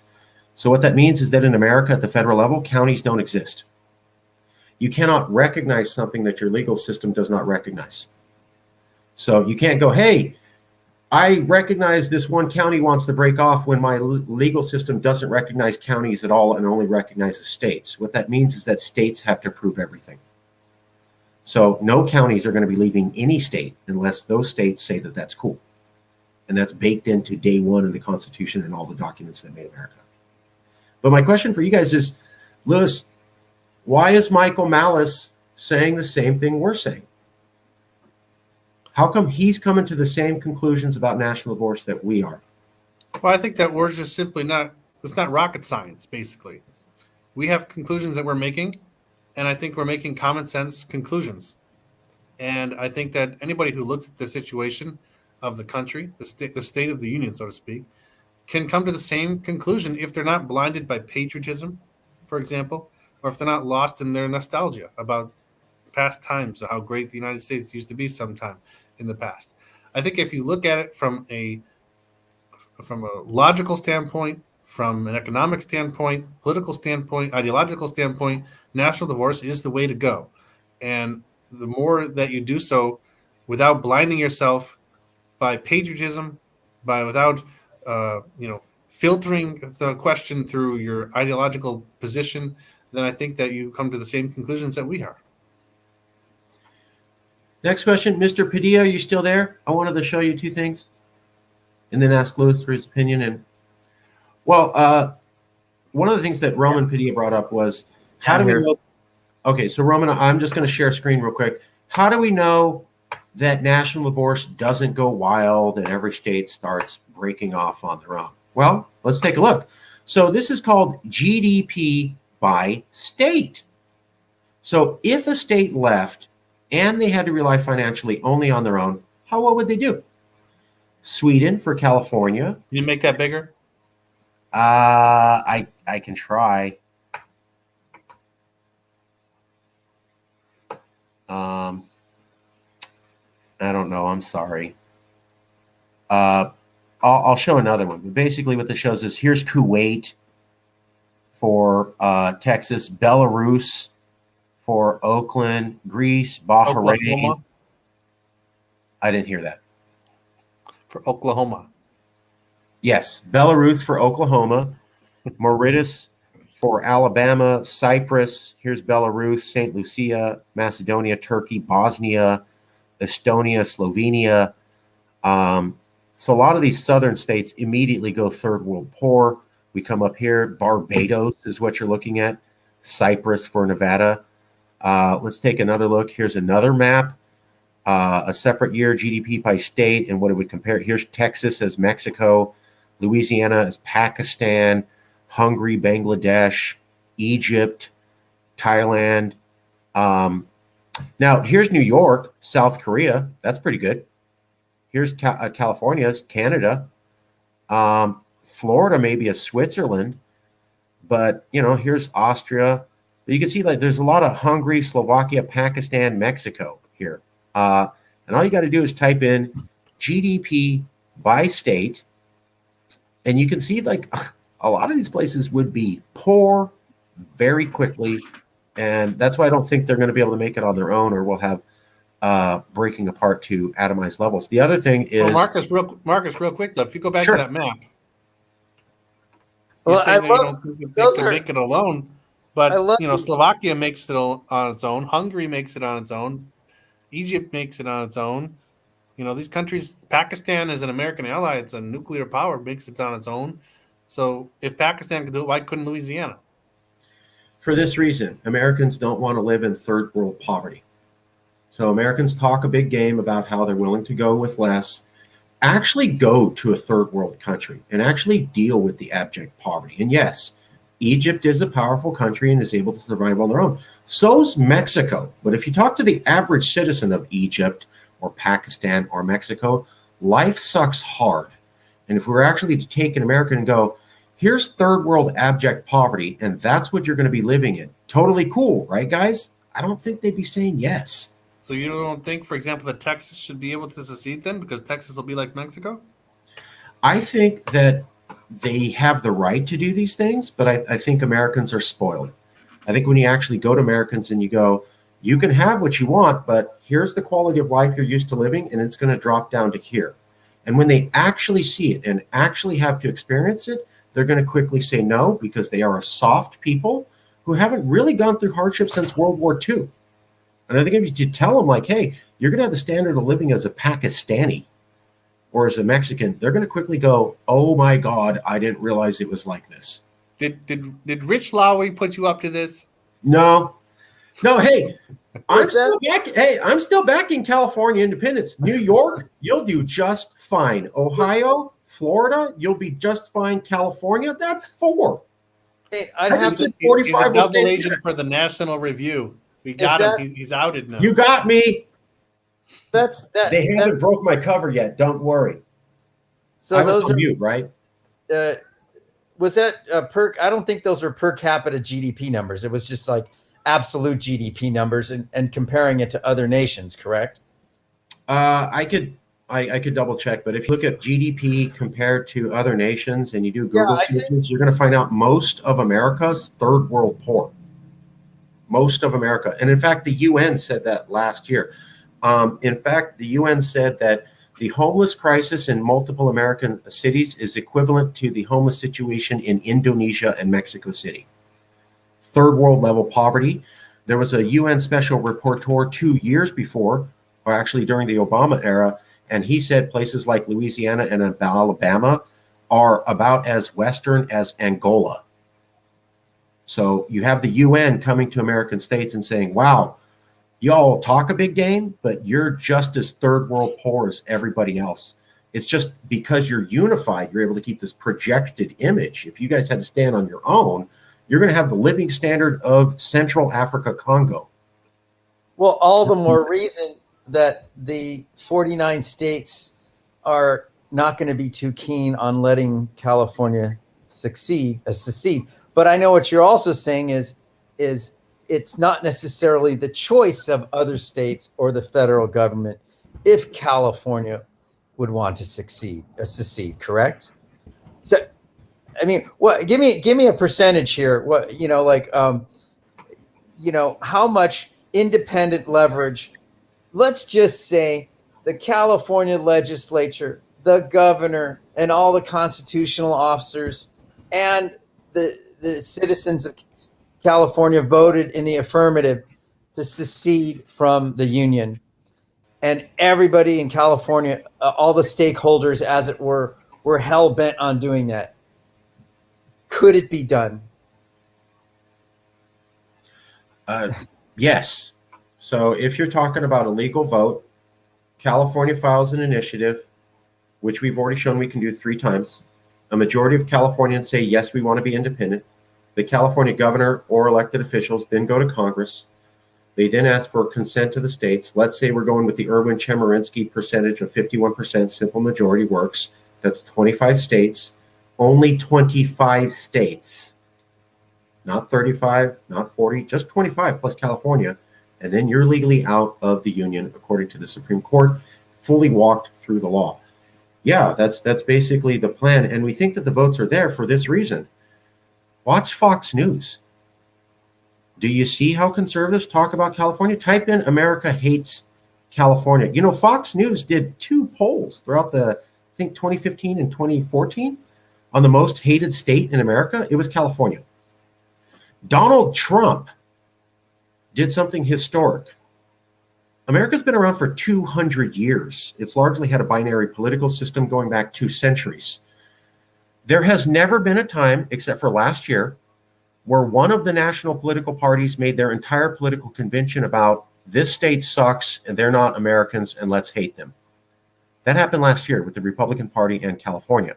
So when we're looking at a 200-year history of America and 2 political parties, and for the first time in American history, one of the national parties said, see this one state, they're horrible and anti-American, let's not be like them. That's historic levels of hate never before seen in centuries. When we add that to the Fox News polls about the most hated state in America being California, and you add it to the Movato real estate poll showing that the most hated state in America is California, and you add it to the fact that if you watch Fox News, these people hate us and they think we're welfare queens. You're pointing out facts that California is a donor state. The Republican Party 2 years ago went to Congress on TV and said California is a welfare queen and takes more money. So whether or not what the truth is doesn't seem to matter to the Republican Party. They have all of their members convinced we're a welfare queen and we suck on their welfare teat and can't handle money on our own. Watch Fox News. That's what they say all the time. That's why we think there's 25 states that will back this. I don't see 25 states doing it, just because it's the same argument about amending the Constitution to not have the Electoral College determine the presidency, because the smaller states have no incentive to do that. The rest of the United States has no incentive to divorce even as much as people bitch and moan about it. It's more of a people in the Midwest and South and in Fox saying, you know what? Those 80% of the California. I mean, if you look at the latest Quinnipiac poll, is that how do you pronounce that poll? Where you have, I think it's like 80% of Democrats find Biden's performance satisfactory, and then you have amongst the Republicans, it's something like 90% find him dissatisfaction. And he's making libertarians and independents are actually finding Biden not palatable. My point is that there's a significant proportion of the electorate in California that is blue no matter what, and that's more of the problem. But I'm sure Tucker, and I know actually is a big joke in Washington and across the nation. Anytime a congressman or a senator or the president needs money, they come to California for a fundraiser. So rather the Republican or Democrat. So while they'll bitch and moan about they don't like California, everybody, the elite, love California. But the elite are the elite. They're not the majority of the population. We're talking about a raw population vote, which goes by each person. And I just showed how public policy polling showed that California was the most hated state, and that 2 years ago, New York Times said California is the most hated state. So I don't doubt that. No, I'm not doubting what you're saying. All I'm saying is that the way things are portrayed across, in the flyover states, quote unquote, and the East and West Coast, that we're just latte drinking, Chardonnay drinking, elitist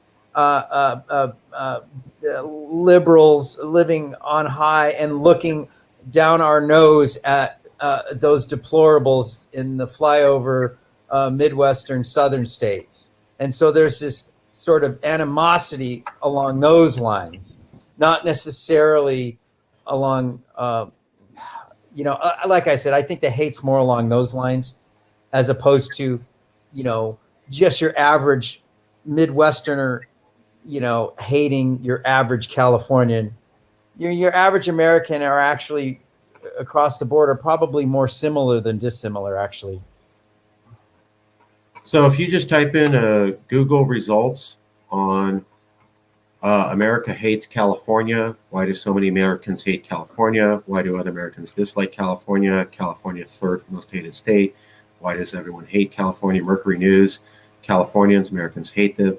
California could ruin Texas. Texans hate California. Why some Americans are leaving California for Texas, but they don't like it. Why do so many people hate California, the most hated states? Why do Texans hate Californians more than anyone else? The Atlantic Magazine 2020. So I get that it's silly, and I get that maybe people are misinformed, but they believe it. And in this country, each person gets a single vote. And many times the elites think something and the public doesn't agree with it. And I get that. So what we're talking about is whether or not it's dumb, whether or not it's accurate. You got a majority of the people in these conservative states who don't like us. And how do we get them to change their mind when we're living at the most polarized time in American history since 1860? So you're saying that since these others, most people hate us, quote unquote, in the rest of the United States, that lends us a credence to the possible material California materially seceding from the Union. Is that kind of where you're? I'm saying yes, it does. However, I would point out that the San Francisco Chronicle, the LA Times, the New York Times, and public polling have said that America hates California. That's not my opinion. Those are hard facts and multiple polling. I encourage everybody to look at the Google search and just find out. Or type in Oregonians smashed out a car window and spray painted on someone's car, get the hell back to California. Or type in how Wyoming people hate California. Or type in how a Nevada governor ran for office on I hate California, or how a Texas governor ran for office on I hate California, or how the Republican Party, for the first time in 200 years, framed an entire national party convention around the hate of one state. Those are all facts. I personally am saying that this leads credence to the idea that 25 states, or at least their people, maybe not the elites, would allow us to go. And then I'm also pointing out that in America, it doesn't matter what the elites say. You get enough of the popular vote, you're in. There was a guy called Donald Trump. He was not liked by the elites, and he won the election in 2016. So we know this can happen. You're on mute, Liz. No, I was saying something to myself. Actually, I gotta go, guys. So Okay. nice to be chatting, but hope to see you guys again. Yeah. And maybe we'll meet sometime in person. Have an event in California sometime in the spring, March. Let's organize something March for Guest California public activity in March. So I'm about ready to roll as well. Okay, we'll leave it there. Thank you, guys. Do me a favor on your way out. Check out the Commission on Scottish Devolution. That's the Coleman Commission. It was proposed in 2007 in Scotland, and then it was finished by 2009 or 2 years later. It's literally the thing that you have been talking about, Roman Padilla, an investigative body by a government talking about all the things that it would take to become independent. Scotland did it and voted for it in 2007. The report came out in 2009. 5 years later, they had their first vote for independence. All facts, Coleman Commission. So a study can be done in 2 years, and it can result in a vote for near quasi-independence within 5 years. That's what we saw from Scotland. The 2009 Coleman Commission, we'll leave it there. Thank you for being part of the discussion. This is all we wanted to do. We just wanted to discuss and have facts. What's so wrong about that? I appreciate it. Thanks for joining in other continents. Thanks for being a Californian. And if you really want to be an American, then that means you got to be open to having a free discussion, and you can't be scared of what other people tell you can talk about. So let's act like Americans as Californians. I'll see you later. Thanks, All right, everybody. Marcus. Thanks for the invitation. We'll catch you next time.